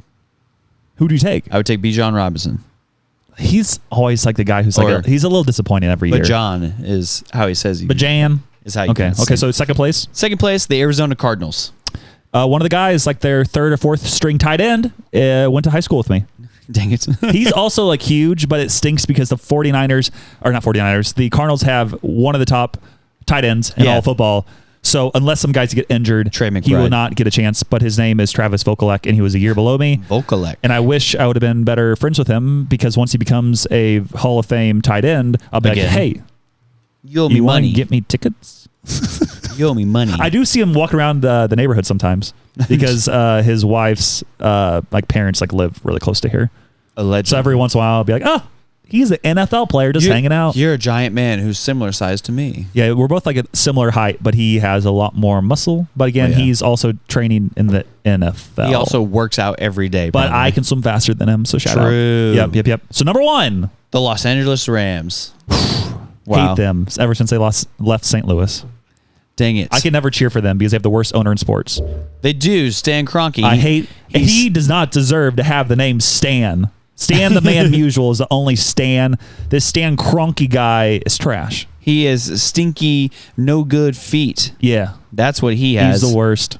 And that's one of the reasons that the NFL had to pay St. Louis like $800 million whenever they basically illegally moved the Rams away from St. Louis. Exactly. Shout out to get $800 million. And so now part 2 of Dane's manifesto is the top 10 quarterbacks for fantasy football this year. Oh, my word. Did I do that? Yeah, top 10 fantasy quarterbacks for this year. Number 1, Jordan Love. Number 10 is where we're starting. We're going to go 10 to 1. So, number 10, Justin Fields. Okay. And this is not real-life quarterbacks. This is fantasy quarterbacks. Is he not hurt already? He dislocated his toe, but he's fine. Okay. So, Justin Fields is number 10. Number 9, Dakota Rain Prescott. Yes, what a guy. It's like, who's this Dakota guy? He's great. And he's going to be great not because, again, that he's a great real-life quarterback, but because they have zero running game. They're going to have to throw the ball a lot, and the defense should not be fantastic. Number 8, Kyler Murray. He runs a lot. Shout out. He should have good wide receivers this year. We'll see what happens here. Yep. Number 7, Patricia Mahomes. Oh, Pat. He sucks. Don't draft him. As he's number 7, though. Yeah. You're number 10, 9, 8. You're great. You're great. You're great. Number 7, you stink. You stink. But you're still number 7. Number 6, Bo Nix. He's coming up. He's working on it. He's getting some better weaponry out there. He's got Evan Ingram at tight end now. He was within 2 hours of us like a week or two ago. He was in Bentonville, Arkansas for like an event. What a guy. Yeah, shout out. What a guy. Number, what is this, 5? Yes. Jaden Daniels. If you don't have Jordan Love in the top 5, I'm going to disown you. The reigning NFC Offensive Rookie of the Year. Jaden Daniels rushes a lot, should theoretically throw the ball a lot, but if Terry McLaurin's on the team, we might have to adjust these rankings. Can't wait for that sophomore slump. Me too. Yeah. Number 4, Jalen Hurts. What a guy. I'm starting to think you're not going to say Jordan Love. I'll tell you where I have Jordan Love after this. Jalen Hurts, rushing total is great, and he also has lots of weapons to throw it to. Still a pretty good offense. He will be on his 3rd different offensive coordinator in 3 years, so that'll be something to monitor. Number 3, Joe Burrow. Again, he's going to have a terrible defense, and will have to throw the ball a lot. So he's going to be a guy throwing to great wide receivers too. Jamar Chase, T. Higgins, and then Chase Brown is going to be the running back who can catch passes out of the backfield really well. Number 2, Lamarion Jackson. And he obviously awesome rushing upside, and he just keeps doing it year after year. He's the number 1 quarterback last year, but the number 1 this year will be Josh Allen. Yep, he's the GOAT. He's obviously always number 1. Oh, yeah. And honorable mentions here. Where is he here? There we go. Number 14, Jordan Love.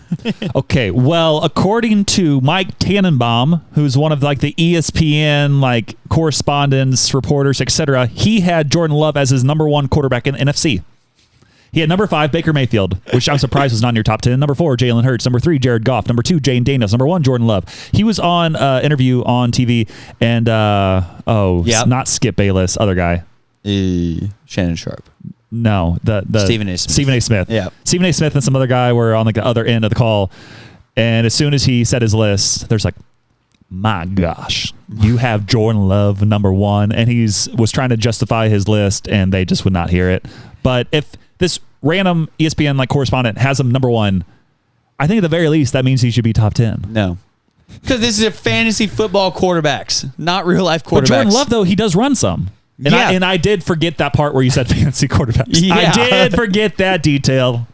These are not real life quarterbacks. Okay. Then you go on. Because I wouldn't have Jaden Daniels or Bo Nix as high. But Jordan Love was one of the top ones last year because he was going off for a bit. No, he sucks. Okay, so you had 14 for Jordan Love. Yeah, 14 for Jordan Love. Caleb Williams is 13. Justin Herbert at 12. Baker Mayfield at 11. And then we just did the top 10. Yeah. So Jared Goff isn't even in your top 14? Jared Goff is 16. Yeah. Shout out. A sleeper this year, or 2 sleepers. Aaron Rodgers. That I'll give you guys, is number 1, Drake May. His comp coming out of college was Josh Allen. Yeah. And so if he takes the right steps, he has a little bit better weaponry around him this year. Offensive line is definitely better. We'll see if he makes that next step. Jared Goff, whenever he plays at home, he's really good. Whenever he plays on the road, he's really bad. So in a pinch, you can play him. And then J.J. McCarthy, in the Vikings quarterback. I don't remember. Did you say Lamar Jackson? Yeah, he was number 2. Okay, I was like, I was going blank. And he said Joe Burrow. Yep, right? 3. I didn't say them because I went pretty fast over them. Lamar especially. Did you ever mention Trevor Lawrence? No, Trevor sucks. Okay. I was just going on this random like draft website, and they did have Trevor Lawrence number 15 on their list. Yeah, then C.J. Stroud number 20, Tua number 21. Yeah, I don't even have Stroud on here. Yeah, That's I think crazy. everybody else that you mentioned, they have kind of low down. McCarthy's a sleeper though because Kevin O'Connell's a great coach, made Sam Darnold look good, and if he's the real deal, drafted first round, he should be pretty okay. Throwing great weapons out there. Do you want to hear something wild? What's your wild? On this rankings website, they don't have any Cleveland quarterback in the top 32 or top 33. That's they hilarious. have tier 8. They have number 34 quarterback, Joe Flacco. Number 35, Dylan Gabriel. Number 36, Shedeur Sanders. Number 37, Kenny Pickett. Wow. Probably because they don't know who's going to be who, so you should not draft any quarterback from the Browns. Even if you knew who it was going to be, don't draft a Browns quarterback. Doesn't matter. Yeah. And number 33, they had Anthony Richardson, and number 32, Jackson Dart from the Giants. Jackson Dart, yeah.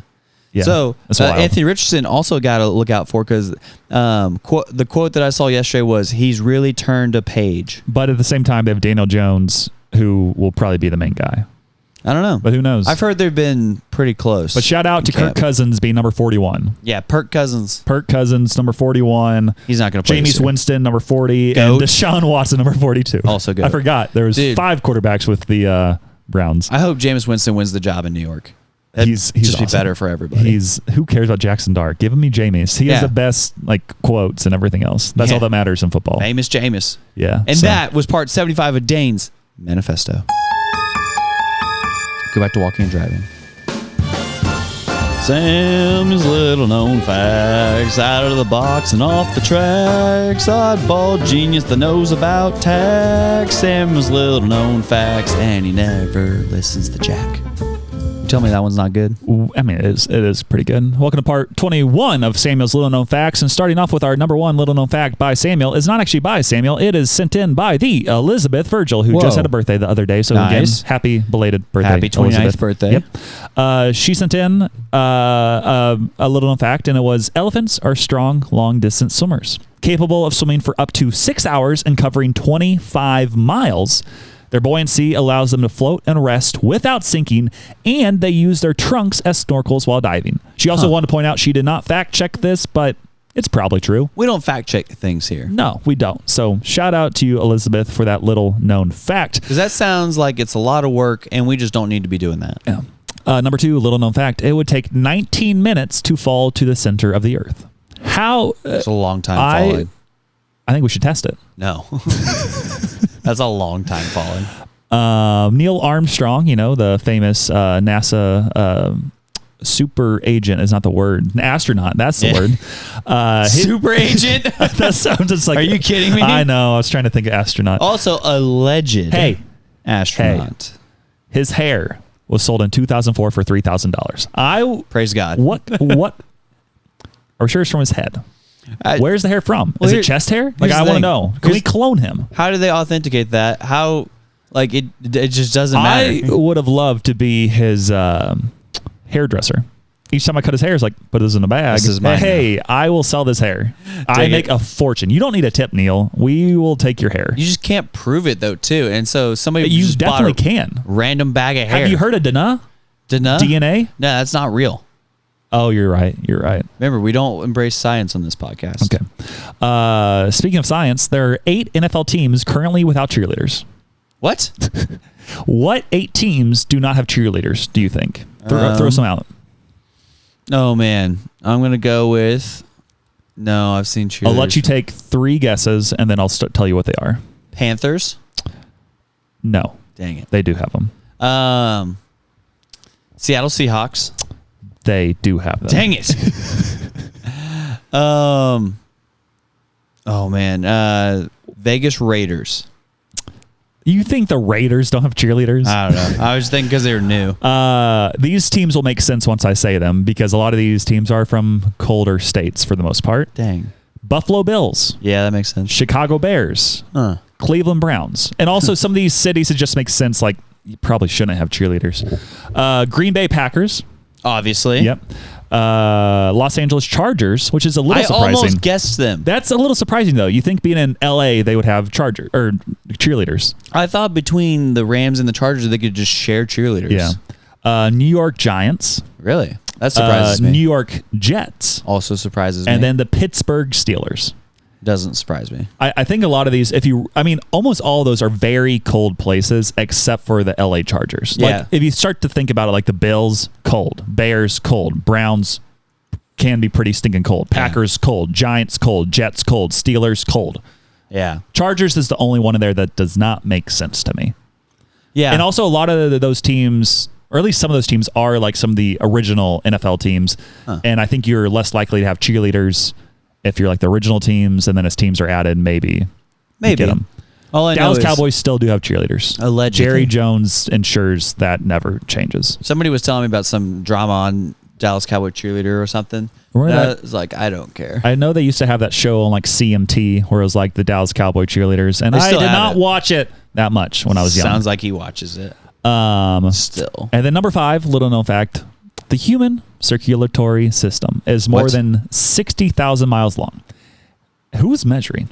Like, I just want to know that. And also, I bet you my circulatory system is more than 60,000 miles. Because you're larger. Because if it's 60,000 for an average person like you. 5'9". I'm not 5'9".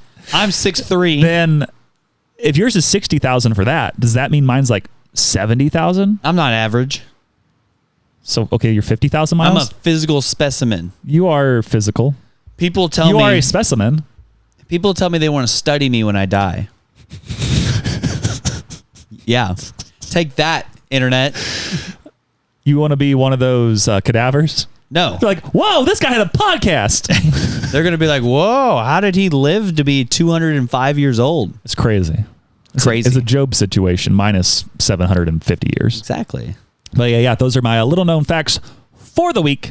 And I think we just get on to the next part of the episode. Roll into it. Here we go. Call me. And now, it's time for Jokes with Jack. What do you call a wizard that walks around in his bare feet, has poor bone density, and bad breath? Michael Jordan? A super calloused, fragile mystic hexed by halitosis. 3 out of 10. That was dumb. You say that was dumb? Yeah. And then he sent a message. I may have been tipsy on too much Baja Blast when I sent this one. Not again. And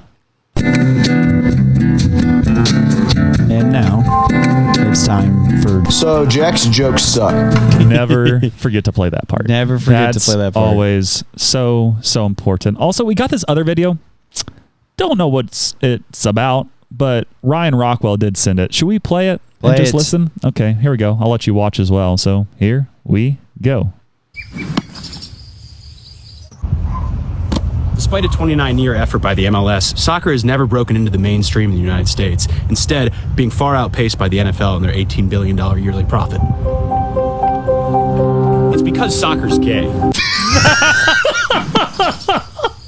Oh, no. Dang it, Ryan. Oh, no. Ryan Walker's views do not accurately reflect the views of the Until Next Week podcast. I don't know if I should bleep that or if I should keep it. That's crazy. This is up to you. I might keep it.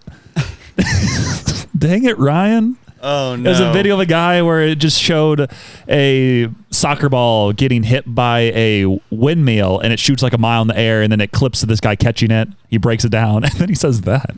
He says that. Unreal. That was pretty funny. Ryan the Rockwell.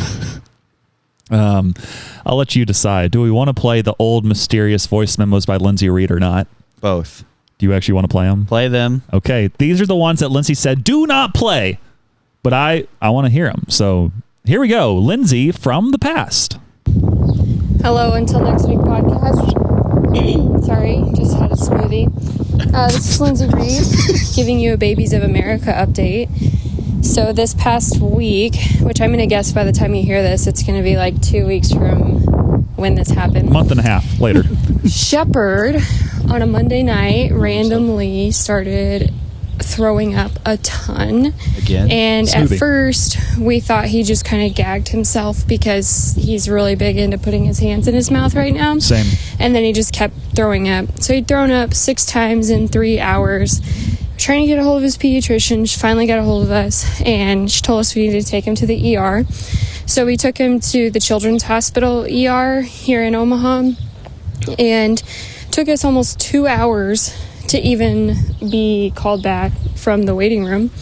And once they called us back, they tried to get an IV in him to give him some fluids, and the people who were trying to put an IV in his foot missed 3 times the vein. So he's just screaming. And keep in mind, this is like, I don't know, it's like 1 in the morning. And the people who were doing the IV, they couldn't get blood out of the IV because they also wanted to do a blood draw.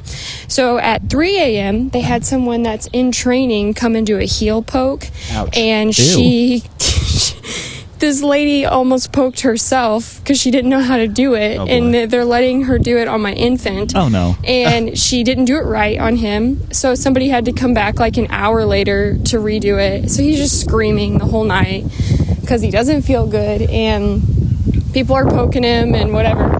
Anyways, so finally he gets some fluid, and they give him some medicine to keep him from throwing up more, and at this point he's thrown up 9 times total. Ew. And they are like, okay, you know, he's held down his throw up for a while, you know, you gave him a little bit of milk and he's doing okay, so we feel comfortable sending you guys home. And the ER doctor goes, but I imagine that you'll be back. And I was like, okay. And he goes, he's just so little and it's hard for him to keep down fluids, but you know, you guys can go home and ride this out at home rather than having to stay here. We're like, okay. So as soon as they get ready to discharge us, he throws up again. Daniel goes and gets the doctors, and the doctor goes, yeah, we're gonna go ahead and admit him. So then they had to get a room for us, and we were there, I don't know, I guess we were there like almost, it's like approaching 24 hours, and he just had more fluids, more medicine, whatever, and he was doing really well. He was keeping down all his milk, you know, whatever, and as soon as they discharged us and they took the IV out, he threw up again. Ugh. But they were just like, just go home, he's got to get this out either which way, he's keeping down most of his fluids, blah blah blah.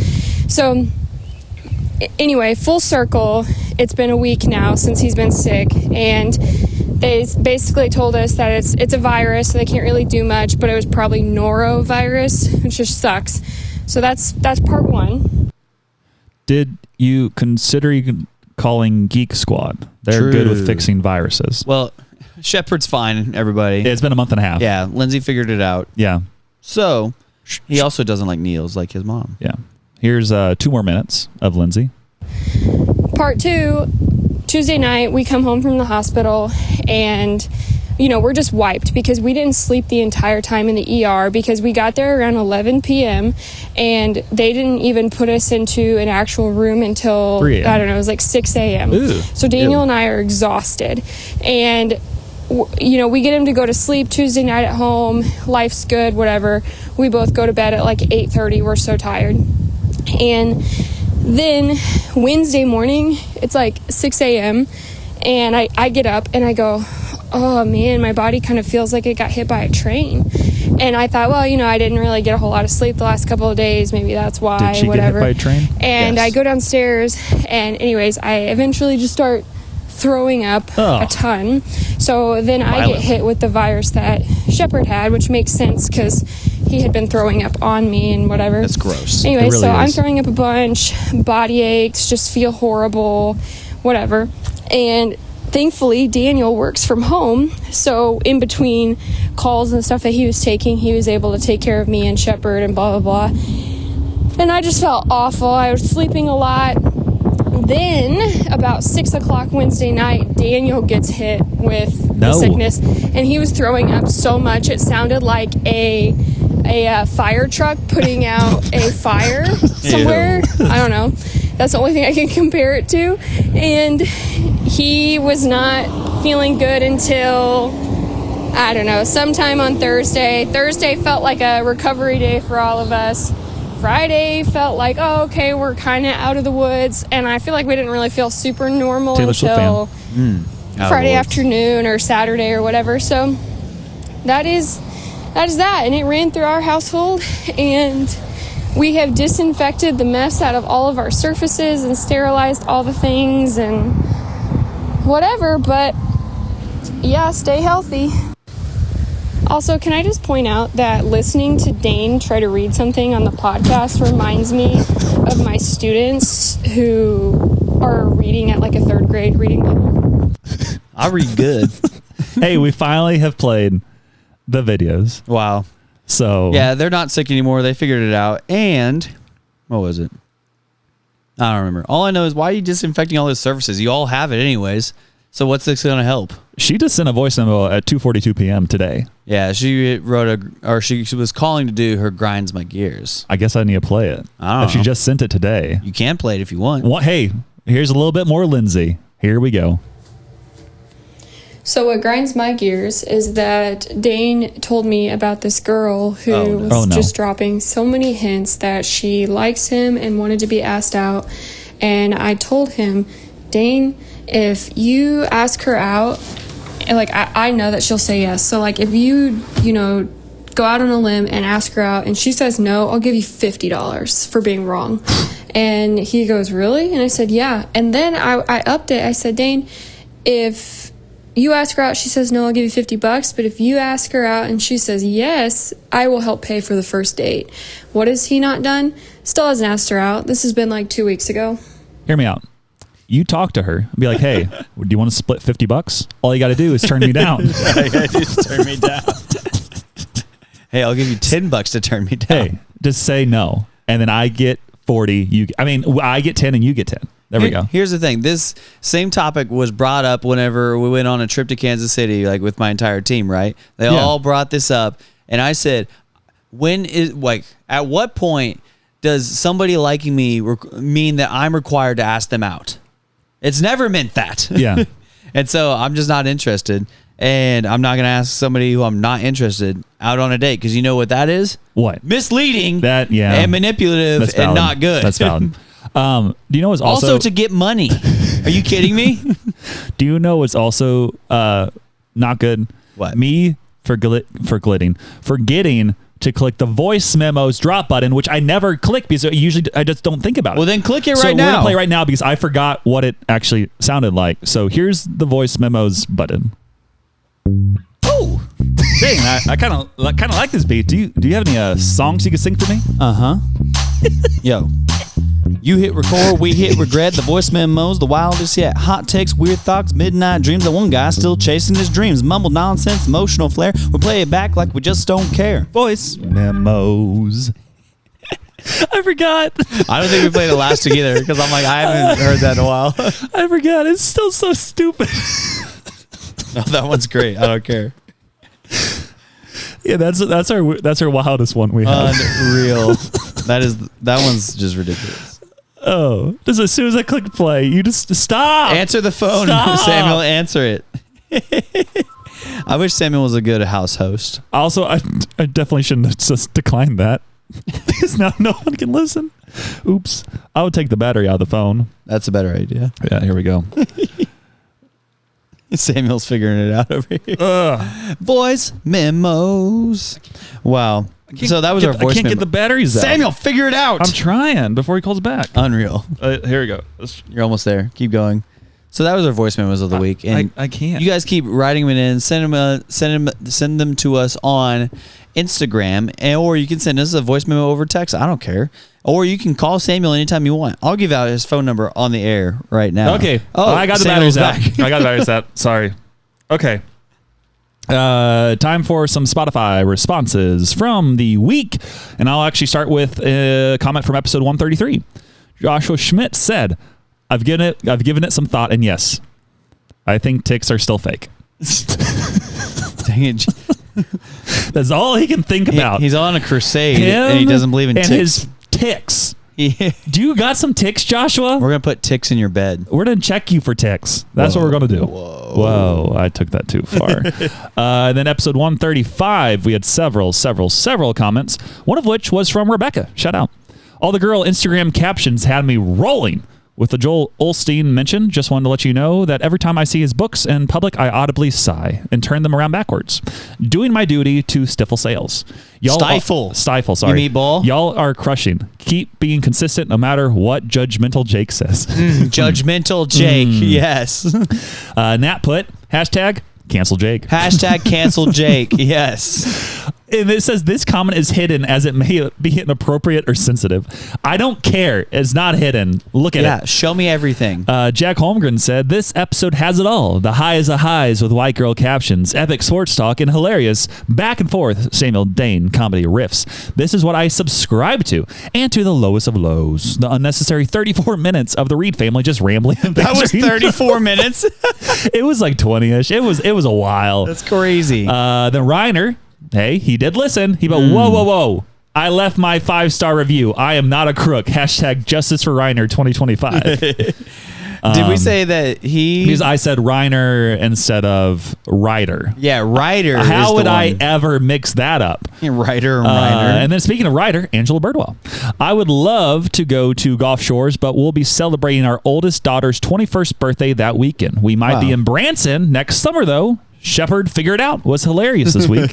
You guys just keep doing what you're doing and put out content that is funny, relatable, and points back to Jesus Christ.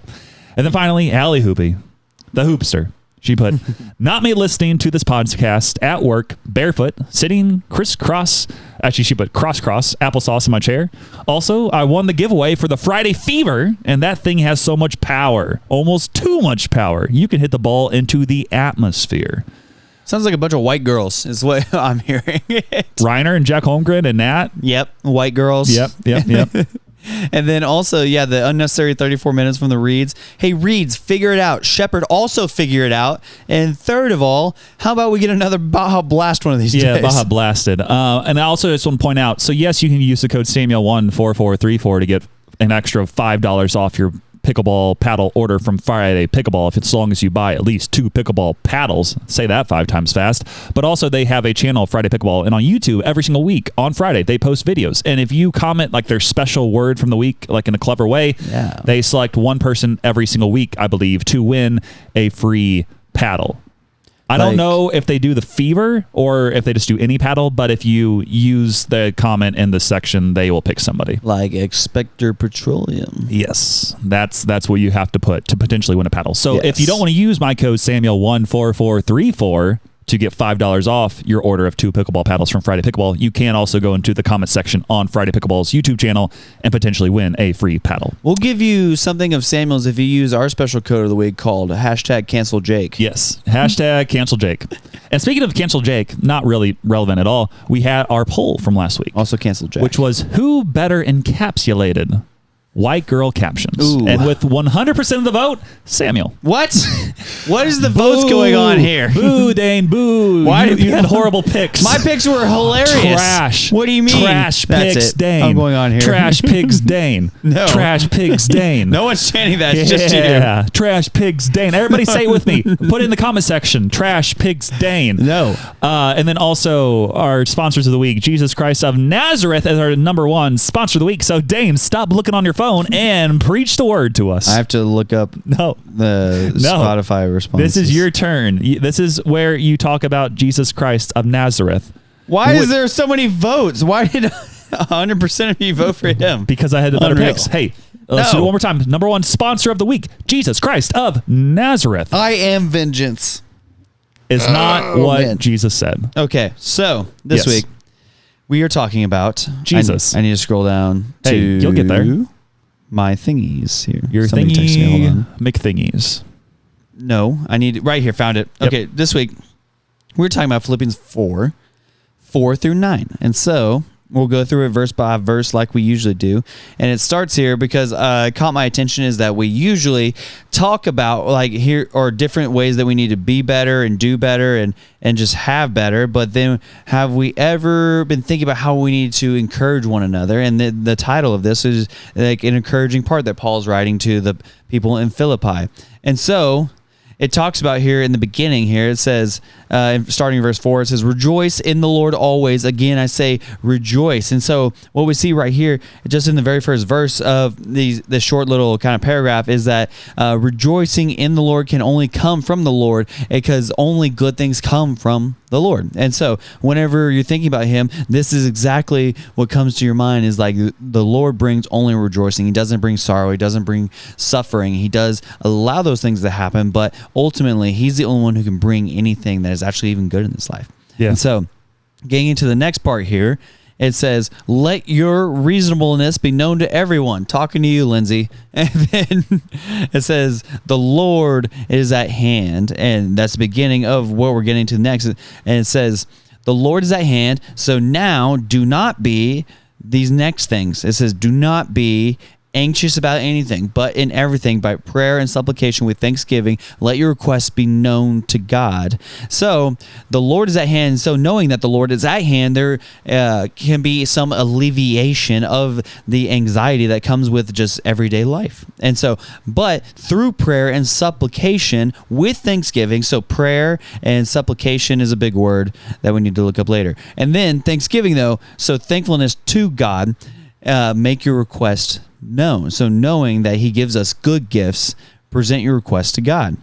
And so now here in verse 7, it says, and the peace of God, which surpasses all understanding, will guard your hearts and minds in Christ Jesus. And so only the Lord can give you peace that surpasses all understanding. In fact, it guards your hearts and your mind. Like, that's how powerful the peace of God is, and is that it will guard your hearts and your minds. And then how do we obtain this peace? Well, I'm glad you asked. Here in verse 8. Wait. What? Dane, how do we gain this peace? Well, finally, brothers, whatever is true, whatever is honorable, whatever is just, whatever is pure, whatever is lovely, whatever is commendable, if anything is excellent, if anything is worthy of praise, think about these things. So in this peace idea, like, should we just like say, hey, I just want peace, and then nothing happens? We're like, man, I would really like peace. No, he's saying, think about the things that bring you peace. Think about the things that are honorable, just, pure, lovely, commendable, excellent. If anything is worthy of praise, think about those things, because those things do bring you peace. And so now what is the call to action here? And the call to action is here in verse 9.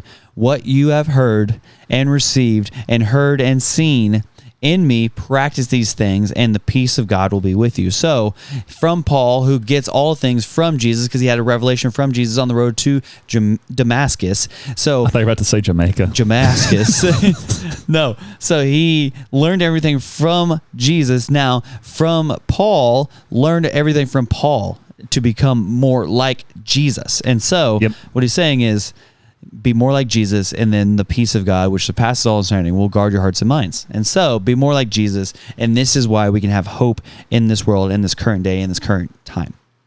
Preaching the word. Shout out to Dane, but most importantly, shout out to Jesus, our number one sponsor of the week. Big ups, Jesus. And speaking of big ups for Jesus, we go from the highest of highs to the lowest of lows. Yes, not our number 2 sponsors of the week, but it's got to point out, Body Shop Jake, no longer number 2. Jake's Body Shop. Unreal. Yeah, let's keep him out of that. I'm he surprised. Finally got us the couch. Did I say that? No, he's working his way back up. Incrementally, there's Slowly. still hope. We have a couch to sit on now. But in the meantime, still cancel Jake. But do not cancel our number 2 sponsor of the week, Jake Treston Art. Yes. Because he's still be killing it in all things, even though I have not seen him forever, and I still need him to sign my cards, and I need him to just become a famous artist and design more baseball cards and sports cards. Yeah, okay. Also, Pretty Ricky. Nothing really else to say about him. He bought a new car. What? Of course. He's owned, I think, 5 or 6 different cars in the year that I've known him. Does he flip cars? Yeah. Yeah. So he'll buy it and drive it, and then sell it. He immediately posts it. Yeah. But like $5,000 above what he bought it for. So then, if somebody gives him that $5,000 above what he makes bought money. It for, yeah, he just pockets $5,000 and then goes and buys another car. And so that's actually pretty smart. Yeah. And then also Reverend Banks. Wow, Reverend Banks. He's in Oregon right now. Stay. Well, he will one day. He will eventually. Yeah. So he's on a vision trip with some people who are thinking about going on the church plant. Yeah. And he's out there. And did you watch a lot of That's So Raven? No, not a vision like that. But I don't think he did. But he also has been leading our resident development right now, while the other gal who usually leads it is out on pregnancy leave. And so maternity leave, as some call it. So she gets 9 months off. She gets 3 months off. But it takes 9 months. It does take 9 months, but this is after you get after the baby? After you poop out the baby. Why did you say it like that? I think it should be for the 9 months that you're pregnant, and then 3 months after. So you just get a year off. A year off is crazy. That would be great. Man. But he was out there, and he's been leading our resident development in this meantime. And so at 9:45, he messaged our residents group chat and said, hey guys, excited that this is happening today. So-and-so is going to be leading and facilitating discussion today. Sad that I can't be with you all. And then we cooked him, because it is always at 8 a.m. when we start. But he forgot about the time change, and we all knew it right away. And so I said, Colton, this is America. Do you know where you're at right now? It's like, oh, and then I messed up. Everybody just flamed him. It was great. Yeah. So yeah, Reverend Banks. And number 3, sponsor of the week is City Brew. Yes. Do you want to explain? That's been the name of our coffee thing whenever we get it up and going. Oh, okay. So we're just bringing back to the coffee. Yeah. So not talking about the Commons. No. Okay. Not the Did Commons. we bring that up already? No. Okay. We talked about it personally, but not on the air. The new young adults group that did For meet our on church. Thursdays, which now they moved to Tuesdays so we could play in pickleball tournaments. Yes. They changed their name from something that wasn't that great, like something young adults, to the Commons. Right. So in our words, we are very basic. The reason we're switching is for marketability. times. Yeah, I don't know. Marketability for the name, yes. Yeah, because like, hey, guys, you want to go to the Commons? What's that? It's the young adult group that I go to. Because we had all things in common. Instead of saying Hill City Young Adults Incorporated for people in this age range. We ain't married. That was just too many. Well, I mean, there's married people there. That's true. There should be. Ain't family. Yeah. It's post-college pre-family is what it's considered. Yeah. But we're switching days, and because the college ministry always meets on Thursdays during the school year, then switches to Tuesdays over the summer. Can we switch and just always be Tuesdays and they're always Thursdays? I already asked that. Because so that's what I was explaining. Yeah. Is that I was like, why do you guys still do that? And then the SALT director was like, well, it's because like originally we were meeting at this place and they only had it available for us on Tuesdays, so we switched to Tuesday nights over the summer. But now they meet the same place. So that's what I said. I was like, why don't you do that? And he goes, yeah, we might do that in the future. That sounds better. It sounds kind of dumb. Like, now we're going to change. And like, why not just always, people, especially young adults, their schedules shouldn't really change at all. Unless, if like, hypothetically, they're like a teacher. But even then, it's like, Thursday, Tuesday shouldn't really make a difference. Yeah. I like Tuesdays better anyway, especially because, like I mentioned, my K-Life group is no longer a thing, and we always met on Tuesdays. So this is better. What was it, though? I don't remember. Yeah. But, a kid showed up this past Thursday, and he shows up at 8, and we start at 7. And I was getting ready to set out some ice cream and give it to people, and then he goes, hey, do you guys still start at 8? And I go, how old are you? And he goes, 19. I go, you're looking for our college ministry. So... And then while I'm saying that, it registers with me. If he doesn't know that they switched to Tuesdays over the summer, he hasn't been coming that much. So I was like, they switched to Tuesdays in the summer. I was like, but this is our young adults gathering. You should stay here and hang out with us. And he goes, yeah, I'll stay and eat ice cream. And so they got confused because they're changing around. Yeah. Yeah. But I was like, so what are you going to school for? And he goes, I'm not. I'm actually just not going to college. I'm doing trade stuff. And I was like, oh. Sounds like he's a better fit there at that point. I was like, you should just come to young adults. And he goes, yeah, I think that sounds more like my speed anyways. So he might be coming to our stuff now. That's pretty cool. Shout out to you, not just like, hey, leave. Yeah, shout out to Bryce. Yeah, shout out. Reach out if you want to make clips for us. Or buy a $30 shirt because we'll ship it to you then. But if you're in town, we'll sell it to you for less. And speaking of shirts, I did sell a few more shirts with to my K-Life guys. Nice. That's actually why I did K-Life for 4 years, to eventually do a little bait and switch and be like, now you're going to buy shirts from me. The old bait and switch and back out of your into the deal. I think I sold 2 this past week. So we're running lower. We are running lower. We only have XLs, large, and 1 double XL left. We do have 1 medium, but Michael Fuller claimed that a long time ago. But I haven't seen him, but I said I would save the medium for him. You should sell it out from under Michael and sell it for like way cash. more. Like, hey, there's only 1 of these left. It's extra valuable. It's extra valuable because technically it's Michael's. It's Money Mike's medium. Yeah. Magic Money Mike's medium. And then, like I already said, Friday Pickleball, Samuel 14434 if you want $5 off your order of 2 pickleball paddles or more. Dane's ministry support link is in the bio, as he's still doing crowdfunding for his ministry that he's a part of. You can still help him along the way to finish off this year strong. Also, keep telling your friends if you enjoyed the podcast. Please, please, please tell friends if you enjoyed the podcast. Post on your story, do whatever you can. Let's get our Spotify 5-star reviews up to 100, even though we are at 4.9 stars. But if we get enough 5 stars, it might go back up. It's all an average thing. So please, please, please leave those reviews. Let's get that higher. That'd be really cool to see 100 instead of 63. Same thing on Apple. We have 37 5-star reviews. Let's make it 100. Leave those comments on there as well, and we will read them. And as we mentioned, also, leave us voice memos. You can do that via Instagram at Until Next Week Podcast. You can also follow our TikTok. And thank you again for listening to episode 136 of the Until Next Week Podcast. I have to pee.